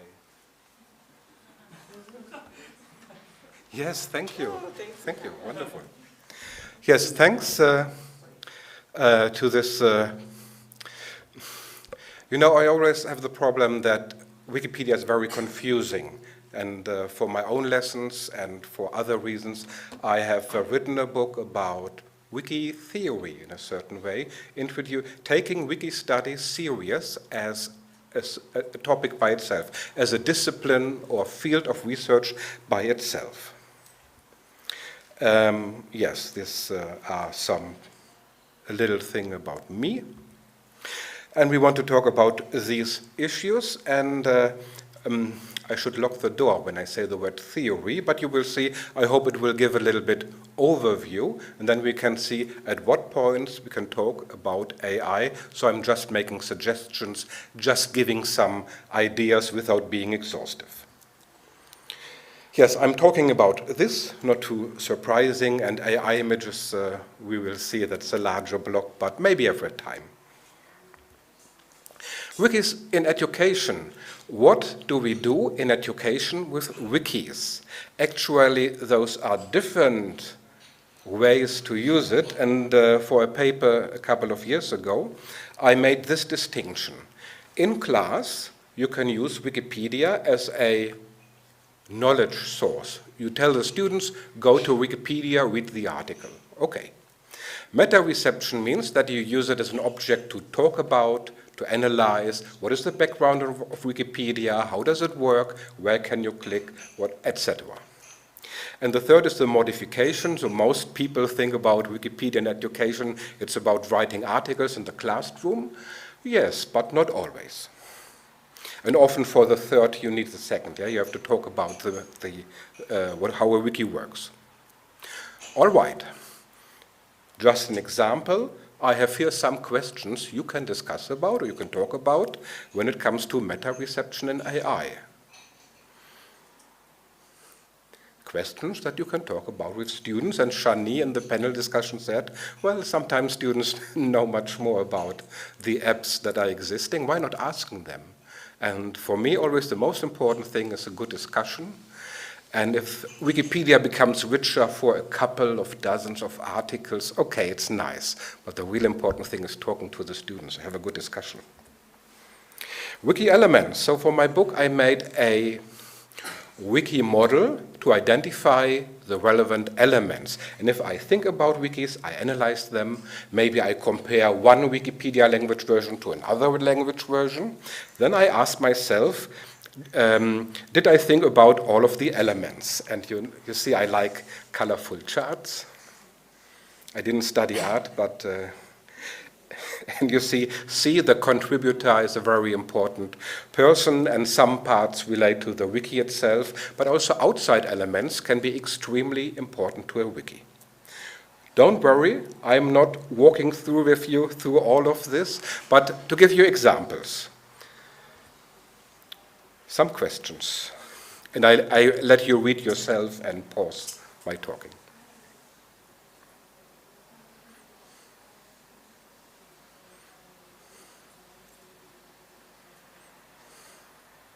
So you see, in the outside world, so the world consists of objects we can talk about, experts, scientists talk about or write about these topics, and they produce sources. That can be a good book, a monography, or a journalistic article.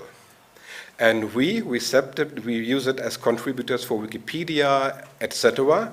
Yes, and it can be that we in Wikipedia, I'm a neutral scientist, but we in Wikipedia, we decide we have certain ideas about what is a reliable source, and if a newspaper starts using too much AI for saving money, it's no longer reliable. But your students come to class and they want to use that, and they don't understand why we make a fuss about it.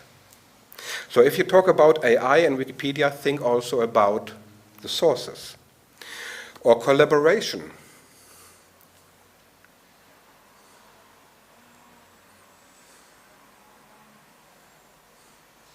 And just as one example only, we say that we have multilingual wikis like MetaWiki and Wikidata and Wikimedia Commons. They are multilingual.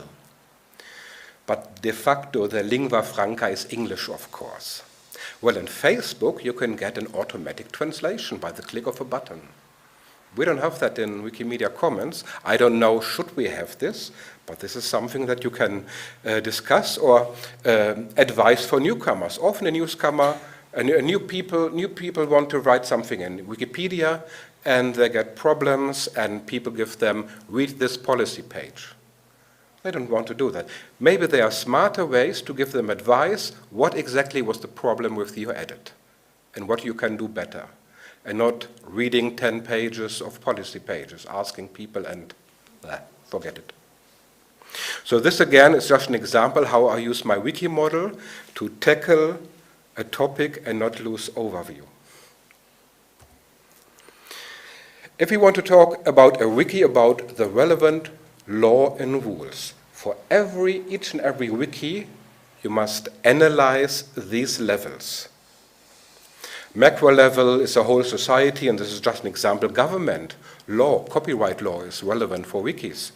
Meso and exo level, so you see this is a terminology I took from the literature. Maybe there's a council for spelling in your language, and it's not the law, but you should follow it, otherwise people won't take you serious. The micro level in our example is the Wikimedia Foundation. Think of the terms of use, very important. And then see the community of contributors in every wiki that can have their own rules within these constraints. And what I actually forgot here, a chapter. Yes, a chapter that is funding activities also can have the opinion, well, we don't like AI because it's not sustainable. It uses a lot of electricity. You know, maybe it's against our principles. So, and again, you can ask yourself what to make with AI.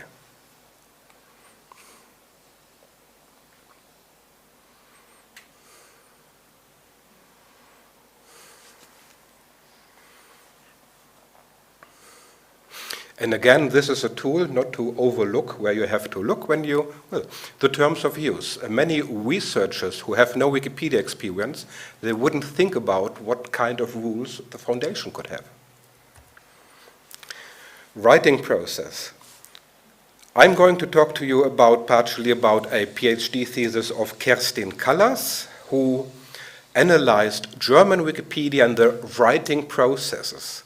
And she is analyzing something that many Wikipedians and other people, they do in their head, and they do not consciously distinguish between different processes and phases of writing.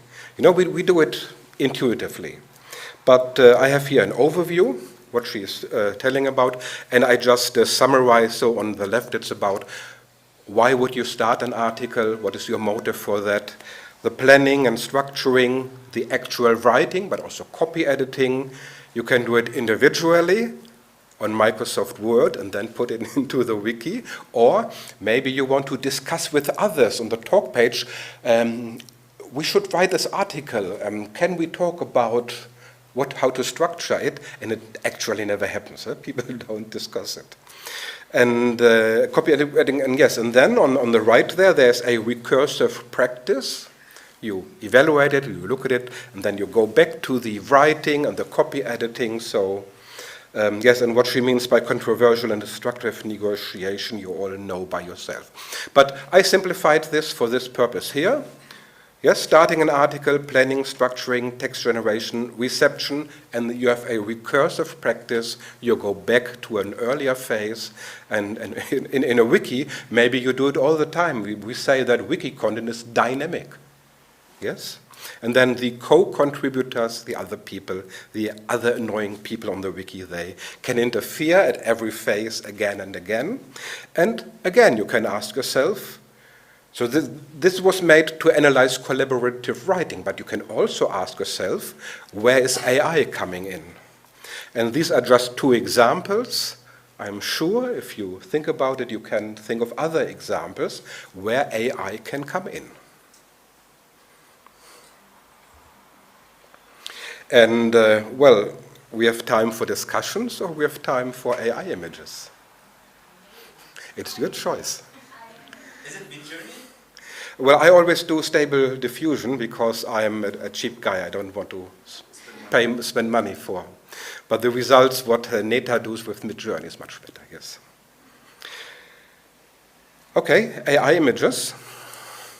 So I'm a historian. I'm not much about theory, but there's this Flusser guy. He had a whole theory, and I'm just summarizing it.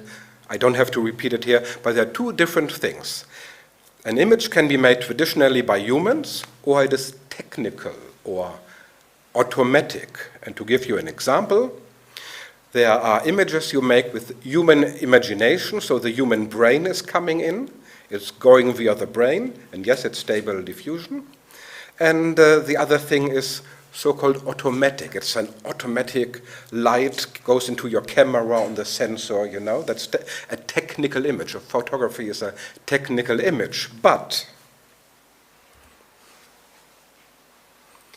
you know these paper silhouettes, these paper cutouts, the portraits, 18th century, 19th century, very popular?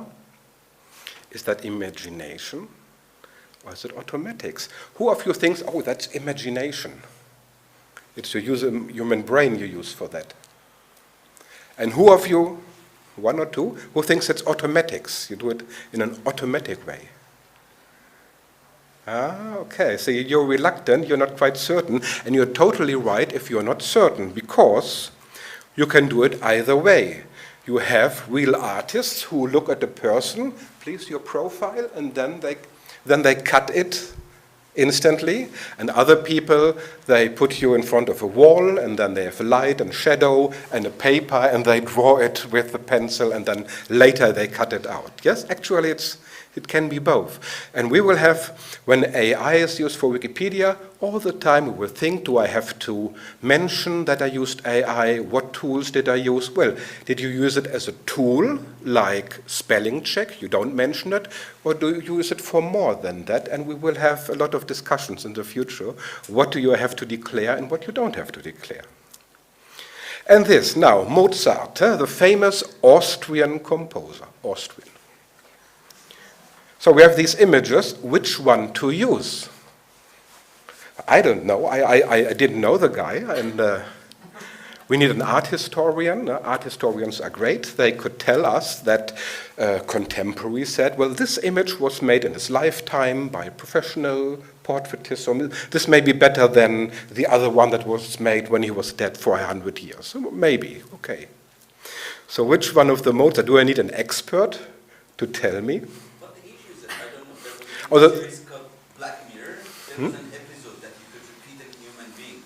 So probably did like this. Okay. Oh, I didn't see Black Mirror. That would be at the end of the day. It would be the question: which one to do? And if we reconstruct a Mozart image in a video, I don't know. Then who is deciding which one to take? And therefore, I go back to my book, From the World to the Wiki. What happens from the world to the wiki? On the left side, you see the world to be described.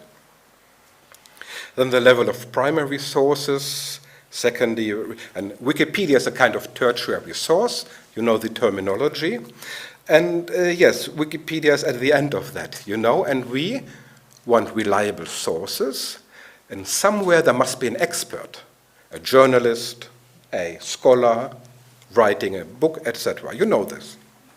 So the thing is now, when I upload an image to Wikipedia, to Wikimedia Commons, yes, what does it mean? It means I take the image, I go to that village, I take the image, and then I upload it to Wikimedia Commons, and I say in the metadata, this is this windmill, registration number, this monument, and this village, etc. Can I say that? Am I the expert on that? Where's the expert coming in? You see, there are cases that we absolutely accepted that the contributor is her own expert. And we don't always accept it, but sometimes, you know. So where does the expert come in? And now I ask you this.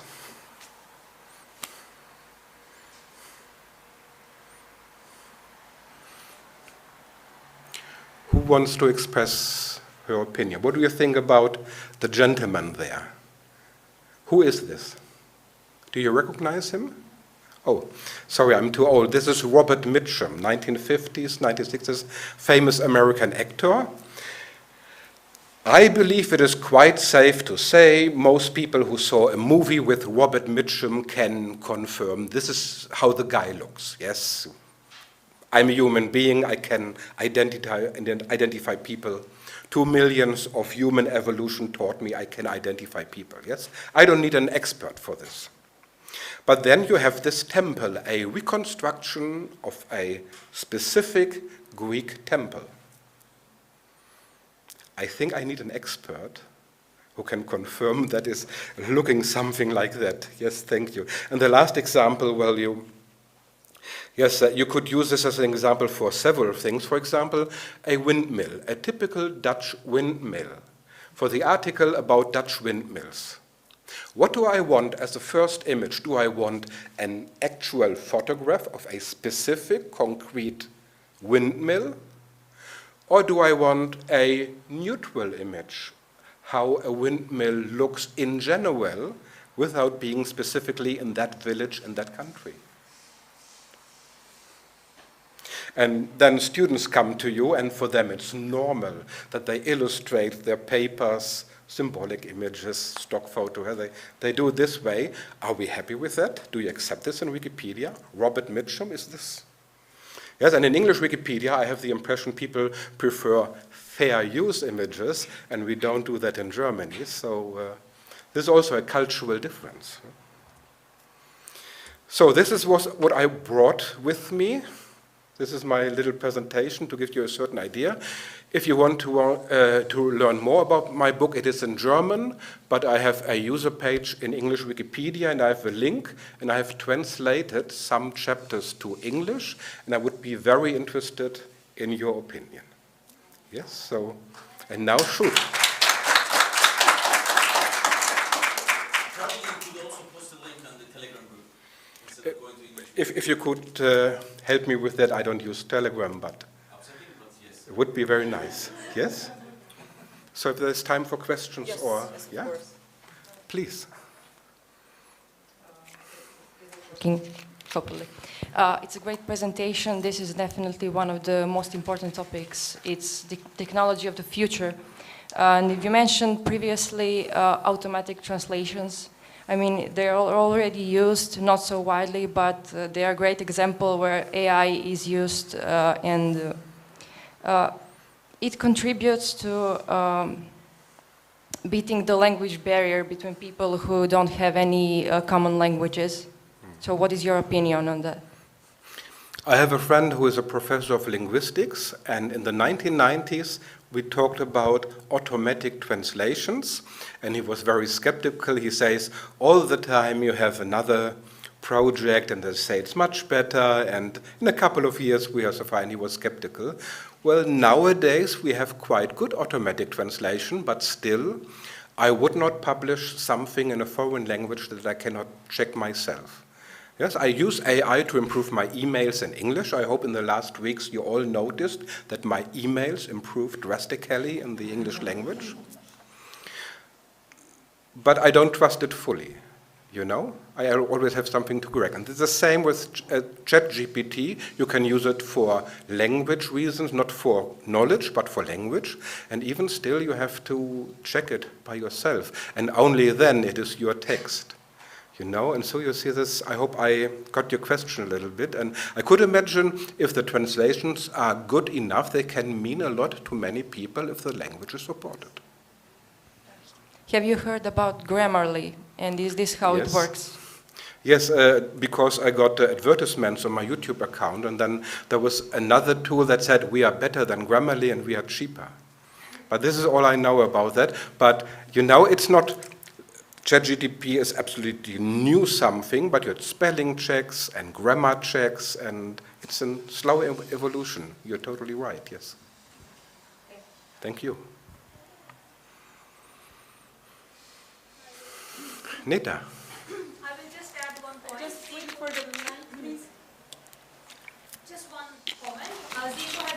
Published a very beautiful video lecture. It's not a lecture, it's a it's very, he has beautifully illustrated how AI generated content can be used on Wikipedia with reference to images. I have put the link to the video on the Telegram group right now. So please have a look. It's very informative, and it also kind of summarizes very much the debates and discussions surrounding generative AI on Wikimedia Commons. So Thank you. please Nita. check that out. Yeah. Very kind, thank you. And you can use, my user page is ZIKO, Zico, yes? Thank you. Thank you, Zico. Yeah, you're welcome. Thank you very much. And now,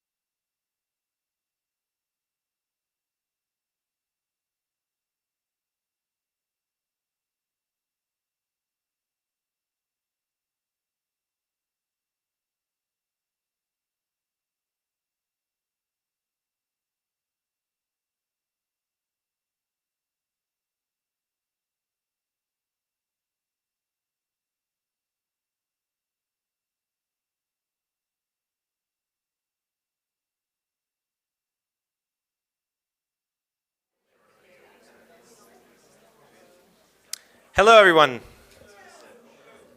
Please join us. Let's finish this. Finish it. This is the closing session, the plenary.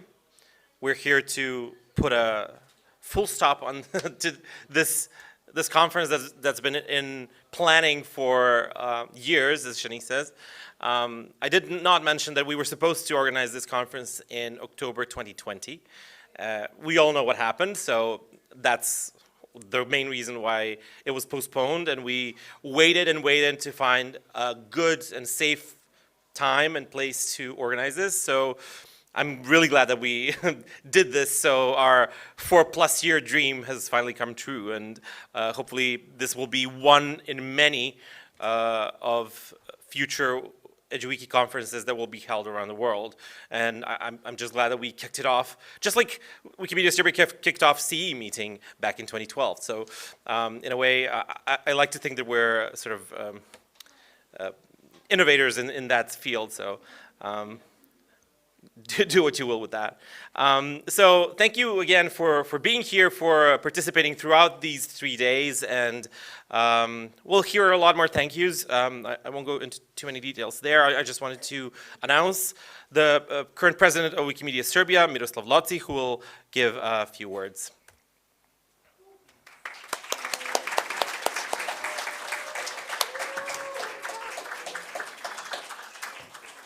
Phew. So, hello everyone, and this is sadly the end of the conference. I truly hope that in the name of Wikimedia Serbia and the organizing team, that you had an amazing time and that you will leave this place with amazing memories, some new friends, better friendships, amazing collaboration, and super ideas for some new projects. I also want to thank you all for being here, despite all the challenges that we had.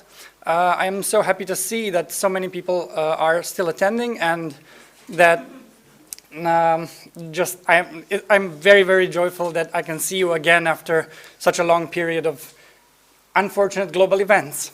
So I also have another information.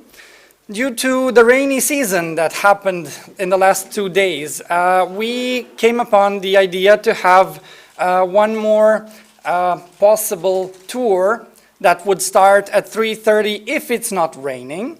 It is completely voluntary. It will be a tour around the center of Belgrade, the parts that you did not get to see yesterday, and I will be leading it, and then Ivana will join us later throughout the tour. So anyone who is interested, at 3:30 we will meet in the lobby and move towards the center together by bus. It will not be super long walk. It will be mostly parts that you can see, that you can enjoy throughout Belgrade, just so you can have that last touch of amazing experience of Serbia. And we do look forward to seeing you here back again at some point in the future. So thank you again once more in the name of Wikimedia Serbia.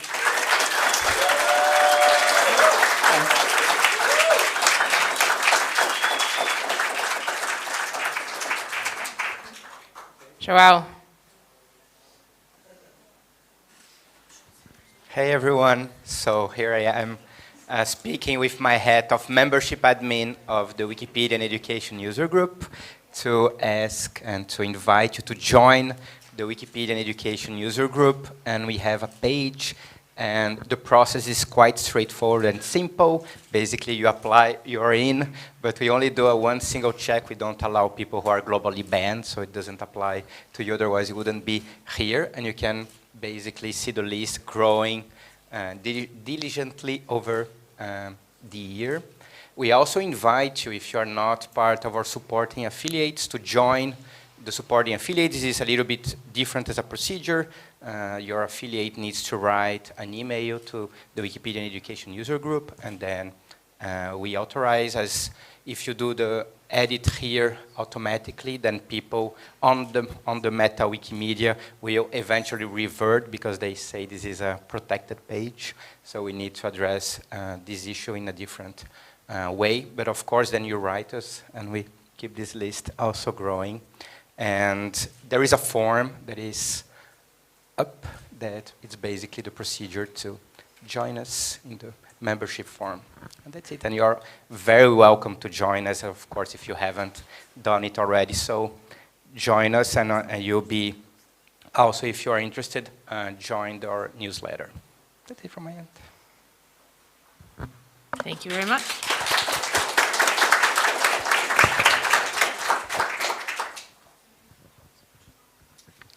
Okay, I would now invite Cornelius and Ben to reflect on the 2 Future of Wikipedia and Education sessions.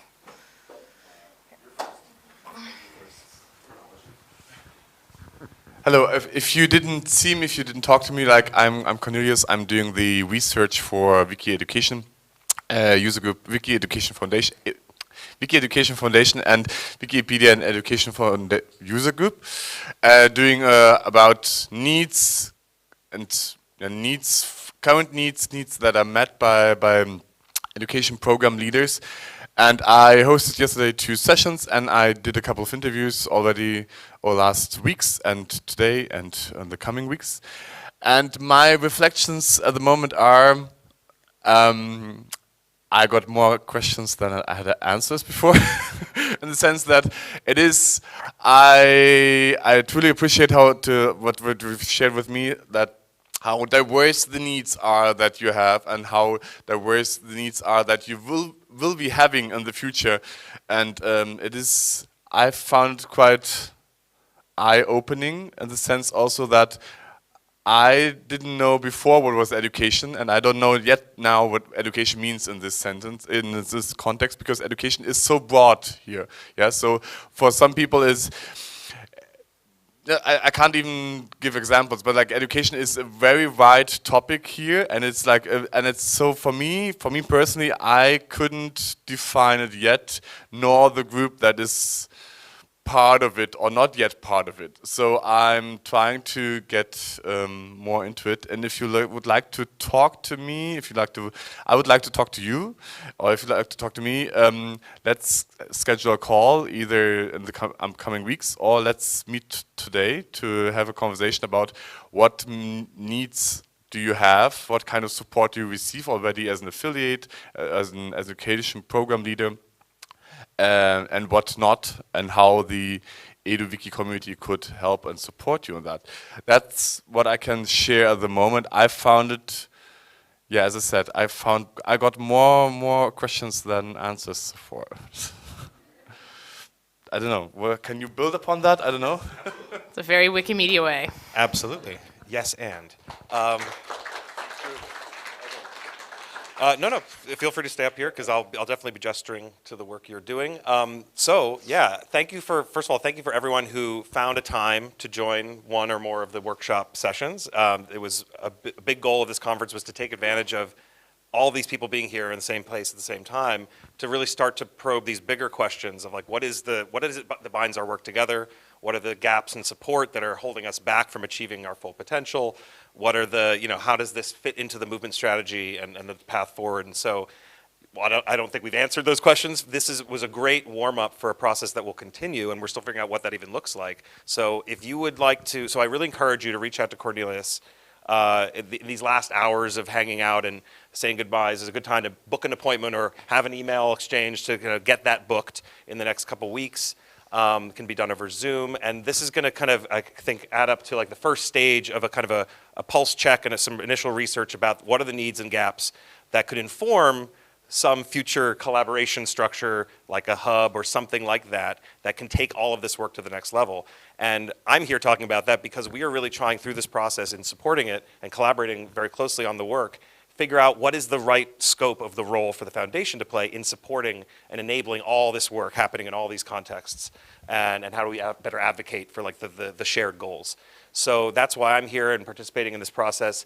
My session today was a lot of fun. Thank you for folks who came out.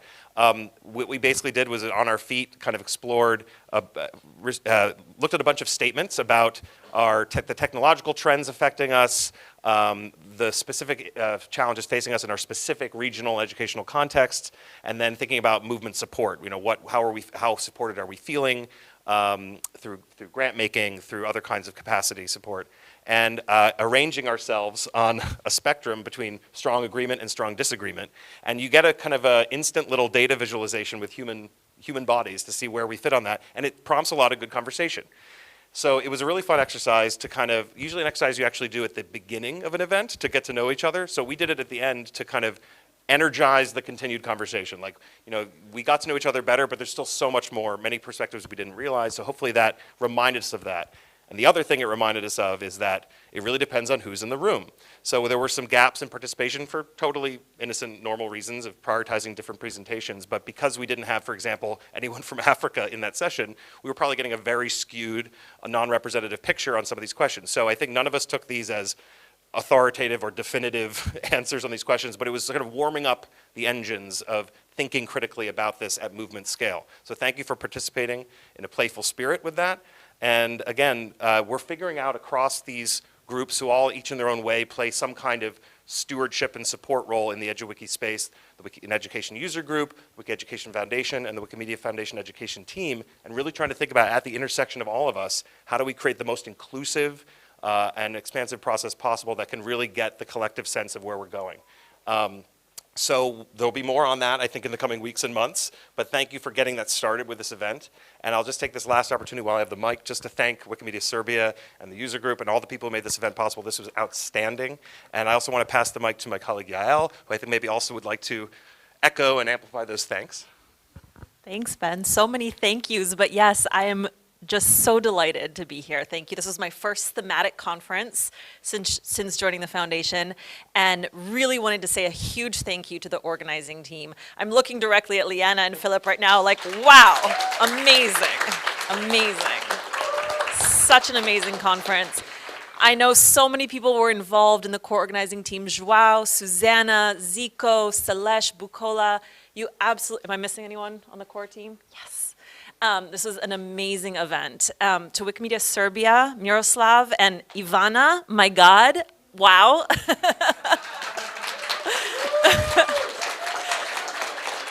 I feel like everywhere I looked, Ivana was there with like, today it was masking tape. Whatever we needed, you were on it.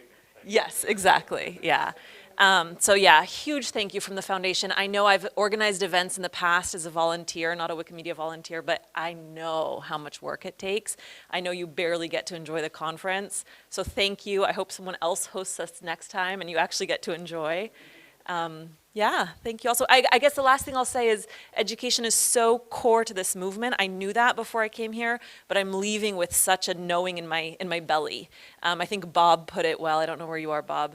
That the status of the Wikimedia education projects is really indicative, or Wikimedia education programs is indicative of the health of our projects, and I believe that today more than ever, so thank you.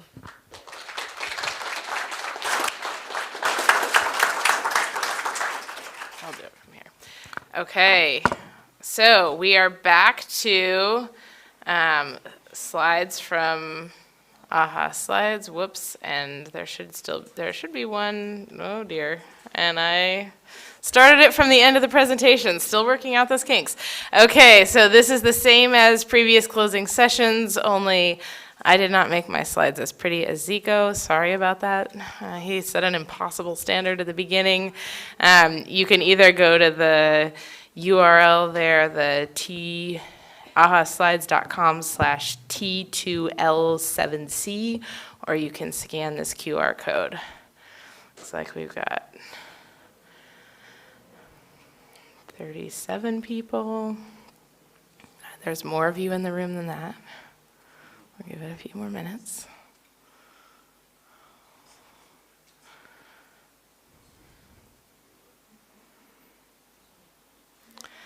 Who still needs more time? Raise your hand.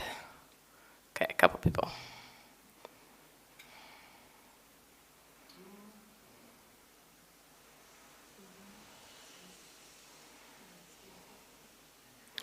All these hearts and emojis are, I think, in the way of the QR code. So,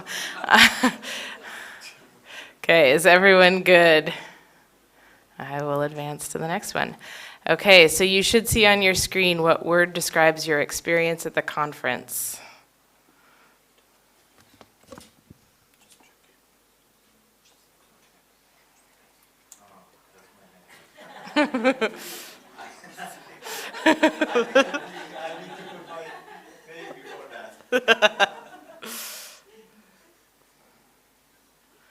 I love we're getting words in other languages too. You should feel free to contribute in your own language.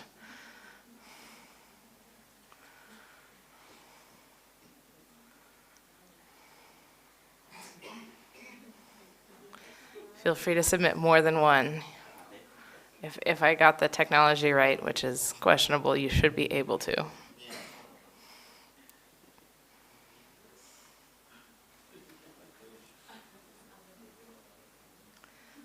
Does somebody want to tell us what abadejo means?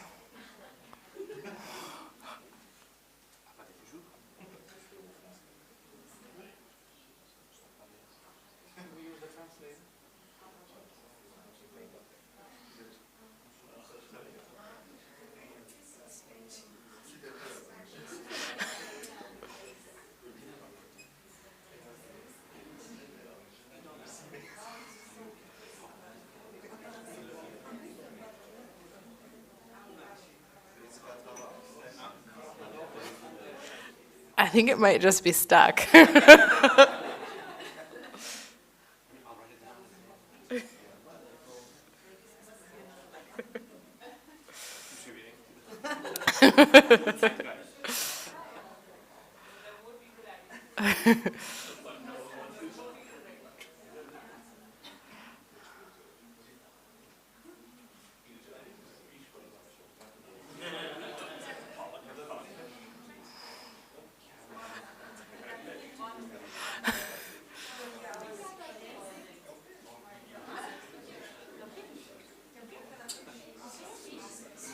Okay, I'll give you a few more seconds here.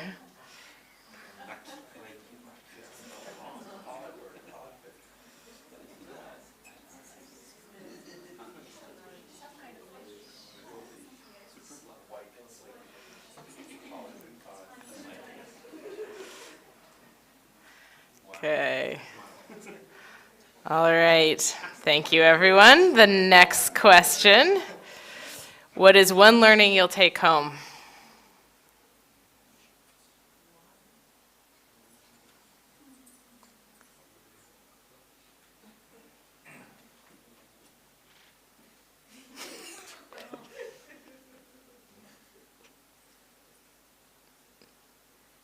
Who's reading my name?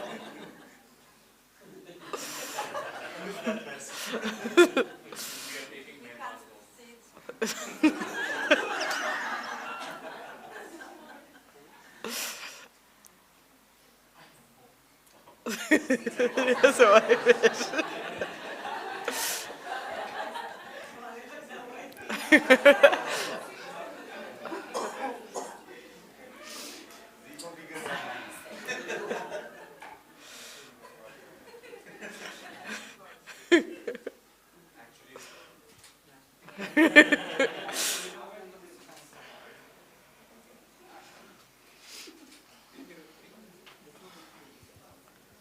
There's a second page now.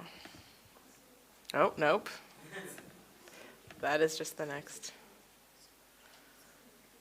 I don't know, maybe I did. There we go.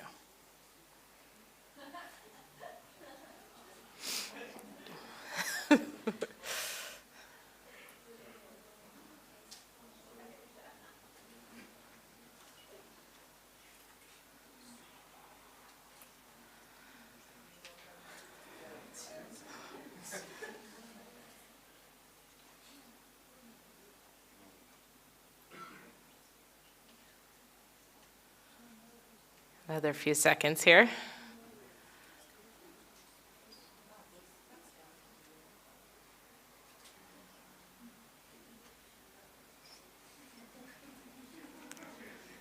Okay. What was your favorite session?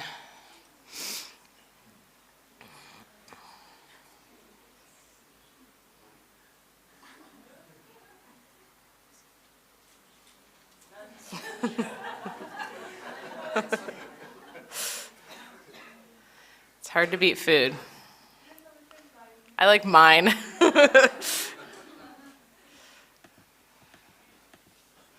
Applying for visas.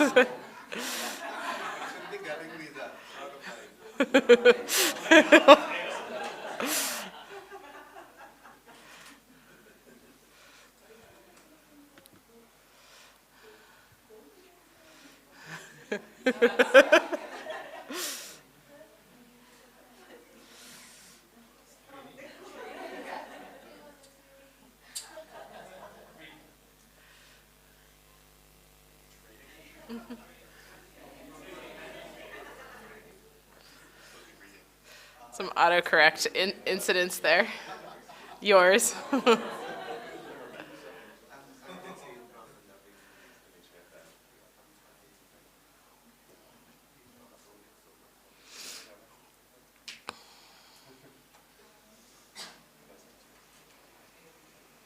Okay, another few seconds here. The lobby is always a most amazing part of the conference to connect with other people. Okay, and one final question.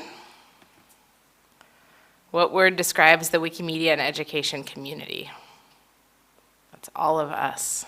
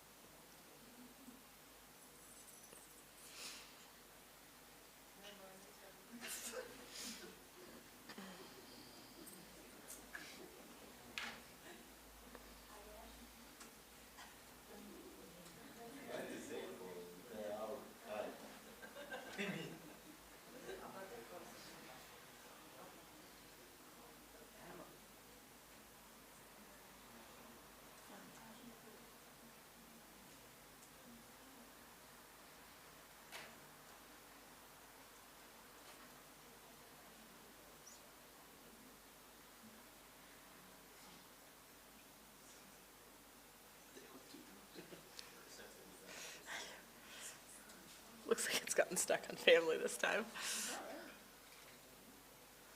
Okay, these are all great words to describe this community. I'll give you another few seconds here and then we'll wrap this up.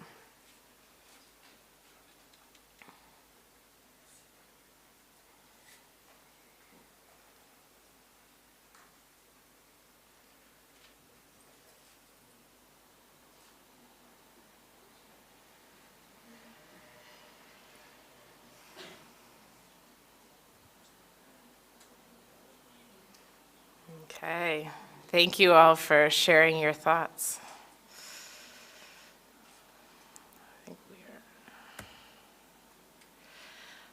Philip. Yes, that's me. So we wanted to give you an opportunity to share your thoughts a bit more verbosely, so with a bit more words than something that can be represented in a words cloud. So if anyone has anything to say now, please do. No, there's evaluation forms, so. I will bring the mic to you.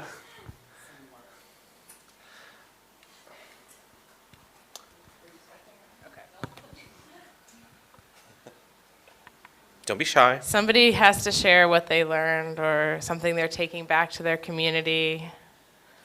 Something that has made them happy. Something that's made them happy. Or sad. We take anything. But ideally happy. Ideally happy. Okay.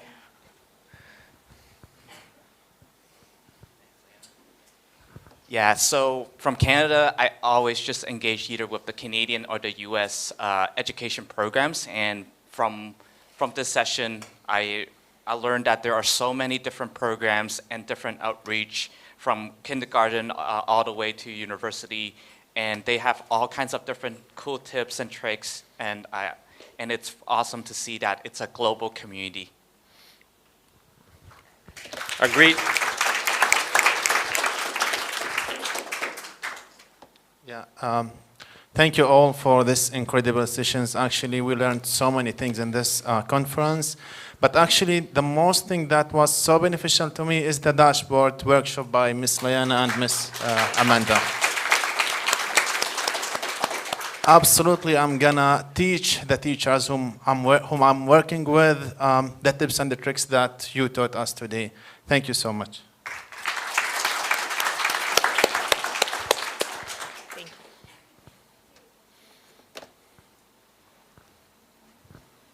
When we are going to do somewhere in Turkey and take the bad results on that lessons, we are sometimes very hopeless about this program. But after here, the same we are looking to the same target, so many people here, and then I'm going to again to the very hopeful for this program. It's very good. Thank you, everyone.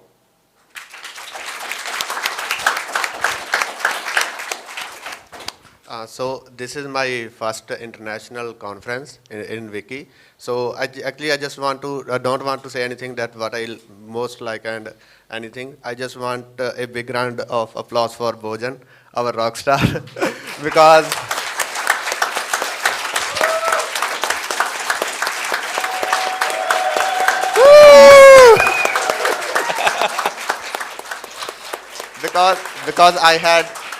because I just lost the hope that I will not make it because the visa process is very difficult. But it is because he and organization team that has made it possible. So thank you very much.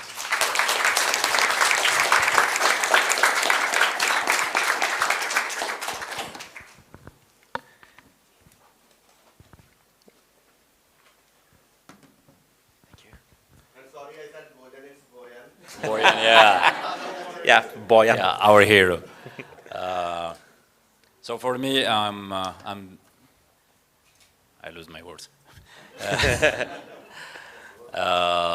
Coming back to Morocco is coming back with a picture of a great family, because and the first time we worked just with education team, and we know just a few person and few program that's happening in the world. But now we are more confident that there is a big family, strong family, and yeah, that gives us more confidence to move on, more motivation, more perseverance. So thank you for being here. Thank you for being like that. And many thanks for the Serbian community for the welcome and all effort that they made. Thank you for gathering all this family here, and hope to receive you in Morocco next time. So yeah, why not? You are welcome, and I am very glad to meet you all, and we are here for you also. Our community, if there is anything that we can help, don't hesitate. Thank you so much. Thank you.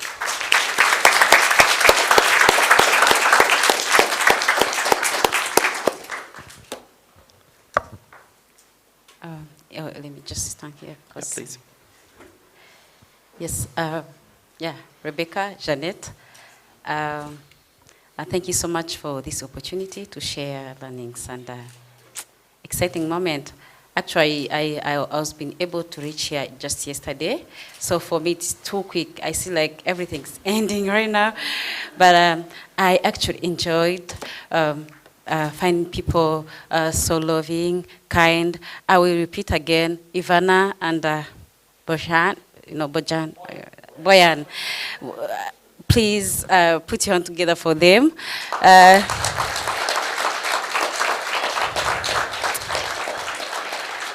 Yeah, it wasn't really easy for us to make it, but I really strived to be here all the way from Rwanda. Traveled 8 hours from Kampala to Amsterdam, from Amsterdam to here.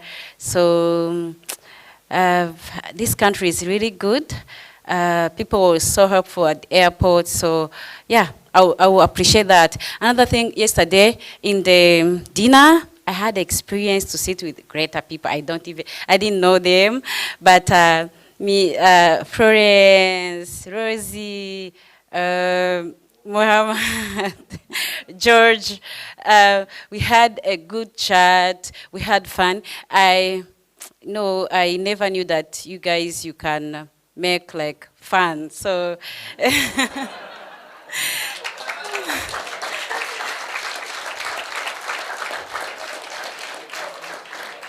Yes.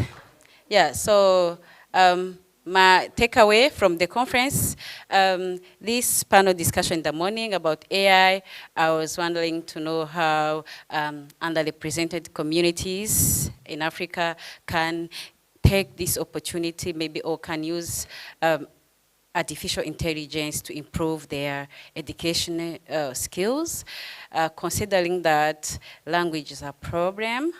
So I've been learning how I will be facilitating my team. Normally we have bigger teams in our countries, but technical skills and resources, tools, it's still going through. So thank you so much. It was a wonderful 1.5 days for me, and yeah, thank you. We have time for one more.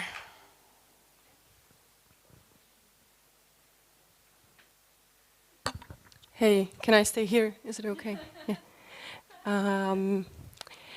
So it made me think back about the movement strategy. And I think what we represent here is the diversity being lived. And I think this is very important, because when we bring this to our national realities, this might sometimes bring some challenge. But here, it's very tangible. You can touch it. We live the diversity. And in those terms, I think we are all quite privileged that we can be here, we can be meeting. And I don't know how to pass this on to our national realities, but I think it's a homework we have, how to get this impressions and the feeling we've got here back home, because this is something unique. And I know we all come from different diverse backgrounds and different long travels we have to take, but still I think for each of us, it's a privilege to be part of such a big thing. So it's good to mention it. And yeah, I think the education group is basically like all people who do education are badass, right? So I have to say it, sorry. So thank for that, thank for being here, experiencing the diversity, experiencing the ambiguity as well sometimes of different experiences and opinions. I think it's important to bring this in. So thanks for that.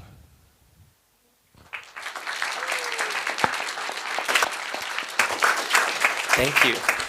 Thank you, everyone, for sharing your thoughts. Of course, this is not the end. Oh, Bukala had... Okay. One extra bonus. Okay, so mine is bonus, but then I want to get all our experiences. Like it doesn't have to end there. We want people that were not able to attend this conference to hear about your experience. We want to feature you in blog posts. We want to also like create a vlog for you to like create a video where you can talk more about your EduWiki conference experience. And so the eWork member team has come up with a Google form. And because we know the time is too short for you to like do a video or like do a recording, we'd like you to please just drop maybe a 3-minute video or an audio of your experience on that Google form. So I'll be sending the link to the form on the Telegram group, and also like send a mail for you to just please help us drop your comments, your opinions, your recommendation. We would like to hear from you. We would like to feature in our vlog. Thank you. And even podcasts. Thank you, Bukola. And thank you, everyone, for sharing these thoughts. As I said, this is not the end. You can share more thoughts in the submission form, in the evaluation form. So now we move to the rest of today. So we're just getting done, but there's still more to go in this session. But after that, we encourage you to continue these conversations that we've had in the past several days, so that this goes on and beyond this conference. You can also meet up with potential collaborators for your education work, be it here, be it at your own places or online, or you can go sightseeing in Belgrade if you have time. Miki also mentioned that he will be guiding a tour, so do look out for that. Dinner will be available here at the hotel from 6 p.m. today to 7:30. And those of you who are staying until tomorrow, breakfast tomorrow. And also, if you want to go to the airport, and you probably will, we have set up charts, yes, outside, just when you get out of this room, so that you can pair up or double pair up for taxis. So you can self-organize. Yeah. Yes, so please write your names and you can then coordinate among yourselves to order taxis. And now, Annie. Do we have Annie in the house? Yes. Woo. No further introduction, I think. I'll be pretty short, but I think that this conference has been really fun to see how much joy and diversity there is in the Wikimedia movement. And there's also so much joy that can be found on Wikipedia itself. I mostly just have English examples here, but I'll send something in the chat. Wow, I feel like these are paparazzi. This makes me feel very fancy.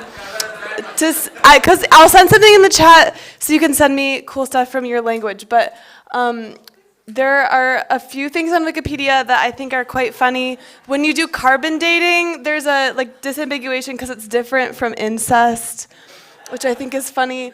A few years ago, this went viral for being a goofy Wikipedia edit where someone thought it was important to specify which one was the penguin. Vienna bread on English Wikipedia has radial motion blur for some reason. I don't know why. I think it's really funny though, and I personally I'm not going to put these on Wikipedia, but imagine if every photo on Wikipedia had radial motion blur. I would enjoy that. I am going to Wikimania in Singapore, and I'm really excited because I'm finally going to meet the guy that's in the photos on the Wikipedia article for theft. He lives in Thailand. This actually got taken down recently, but it was up for a few years, and it's a little silly, but it really does demonstrate what theft is. I got to meet the people in the Wikipedia photos for High Five. They took these in 2008, up high, down low, victim misses too slow, with finger guns, and there's a hyperlink.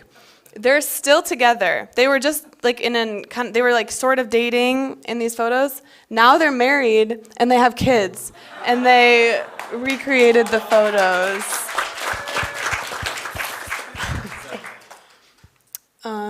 What else? In 2003, when people were deciding what logo to do, before they decided on the puzzle piece globe, one of the submissions was the Wikipede, a little centipede with Groucho glasses, and notice he's made out of encyclopedia books. Anyway, I just think he's kind of cute.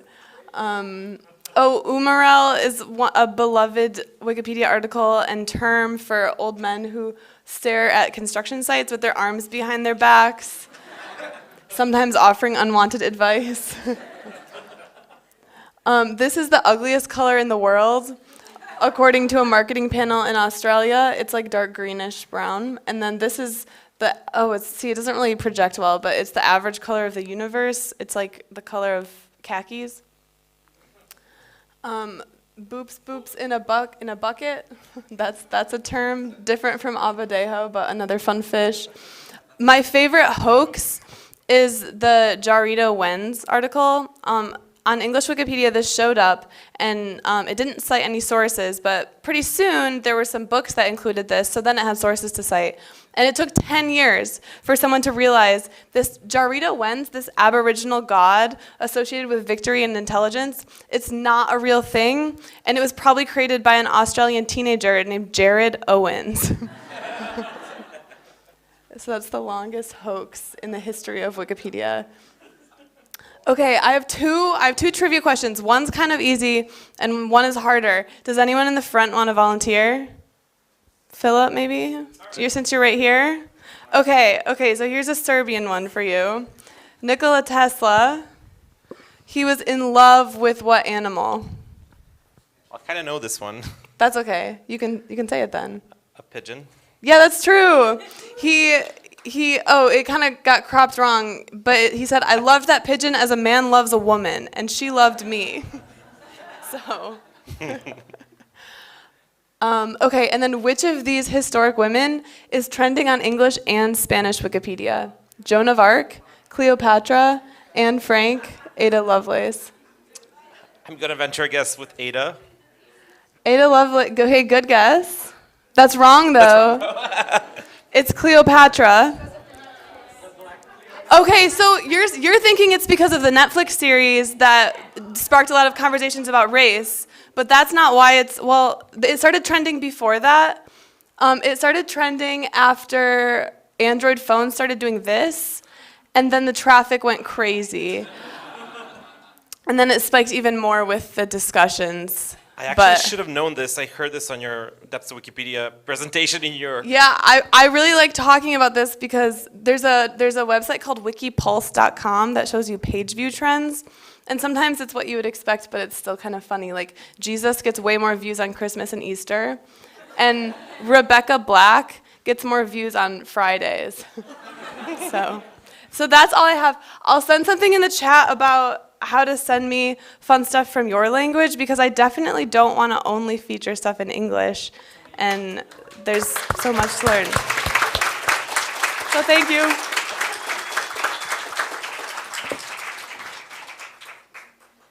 Okay, we have already started on thank yous in previous sessions. I'll start thanking Annie as well for graciously volunteering to come in and entertain us for a few minutes. So I want to go through some thank yous to the folks who have helped make this event possible.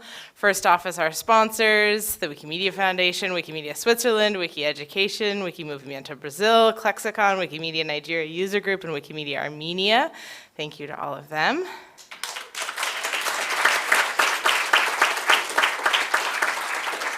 Our wonderful hosts at Wikimedia Serbia, and this is inclusive of all of the staff and board who have spent untold hours making this happen from a local perspective, but a special thanks as well, specifically to Ivana and Boyan, who have been on so many calls with us. Yes, let's have Ivana and Boyan.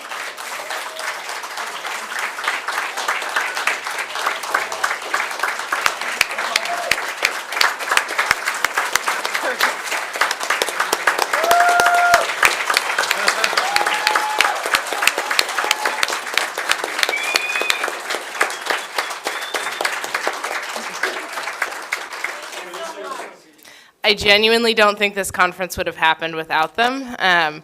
So they went above and beyond in being an exceptional host and making everything smooth and functional, and we deeply appreciated that as the user group while we focused on program stuff and making sure we had the right people here, and then they helped us get people here. So thank you so much, Ivan and Boyan.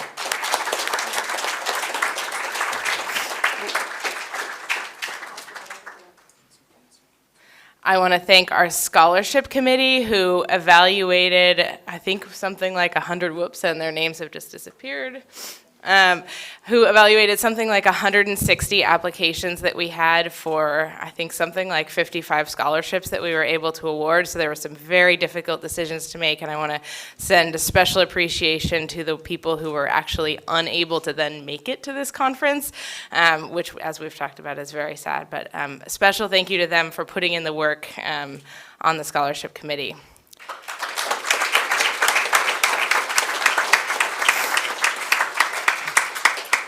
Similarly, our program committee, who helped evaluate all of the program sessions and suggest ways we could combine sessions to make them even more fruitful and interesting, and looking for trends across different countries.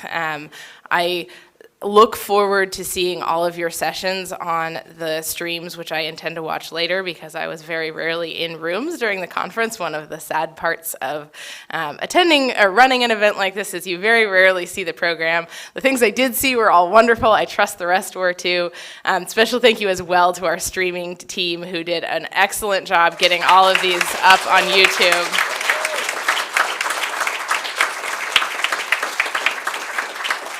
So that we can all watch them later for the sessions we were unable to be in, and for the people who are physically unable to be here could at least participate in learning from the sessions. So thank you.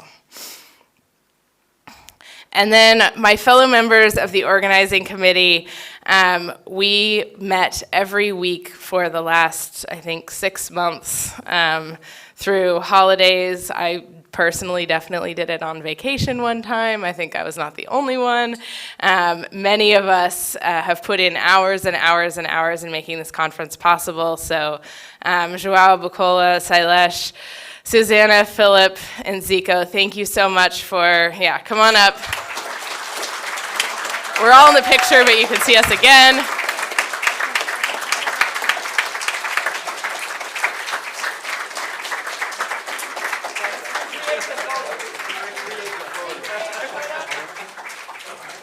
Sailesh and I were awkwardly squatting in this photo, and so we will not recreate that part. I cropped it effectively in this so it doesn't look as bad.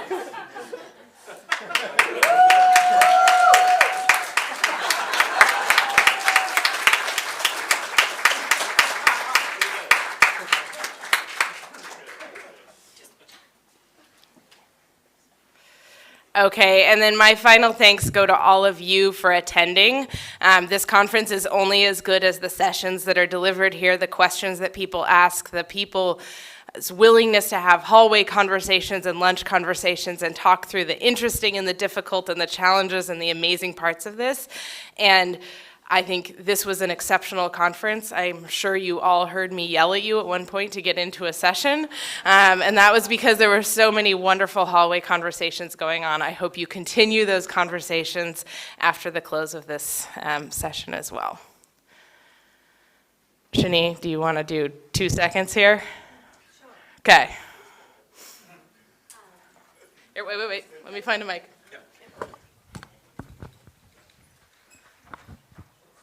Thank you. I will not repeat all the thank you. You know that I'm thanking everyone, but I wanted actually to echo Liana and thank each and every one of you, because I think you are ambassadors now of what happened here. And when you go back to your local context, it's like you said, it's upon you to carry this on and take that enthusiasm back to your day-to-day. And I think if something that made me happy throughout this weekend is seeing people who came in feeling not part of the community, right? Doing their own thing, but feeling outside. How many of you felt like that? Raise your hands if you have felt, doing your own thing, but not really connected to. Yeah, don't be shy. At least a few. And I've heard specifically from some of these folks that now they feel part of the community, so well done to us for, making this family bigger and just making it a stronger tide and something that can help us move forward. So I leave happy and optimistic about the future, and that's all thanks to you. So thank you.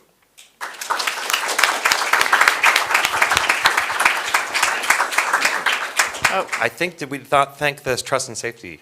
Oh my gosh, no we didn't. I just want to yes, acknowledge thank the trust and you. safety team, if you could stand up, doing that Philip, Sailesh. invaluable work.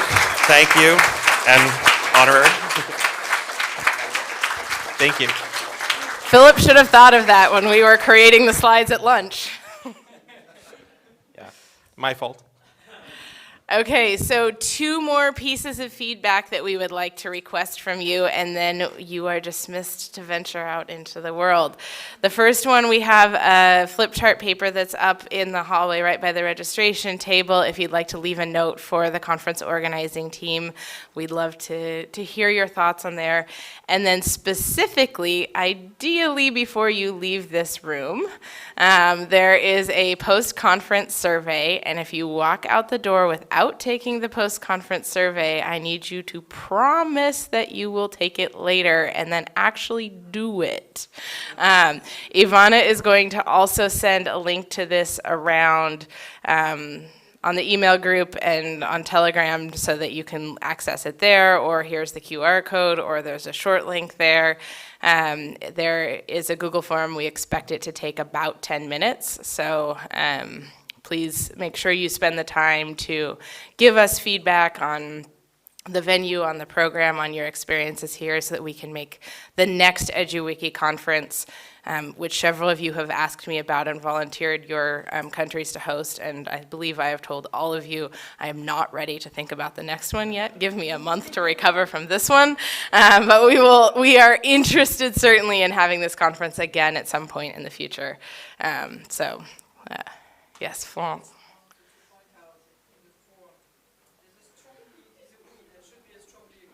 Uh-oh. Oh, yes, please scroll. It might, despite us putting a QR code.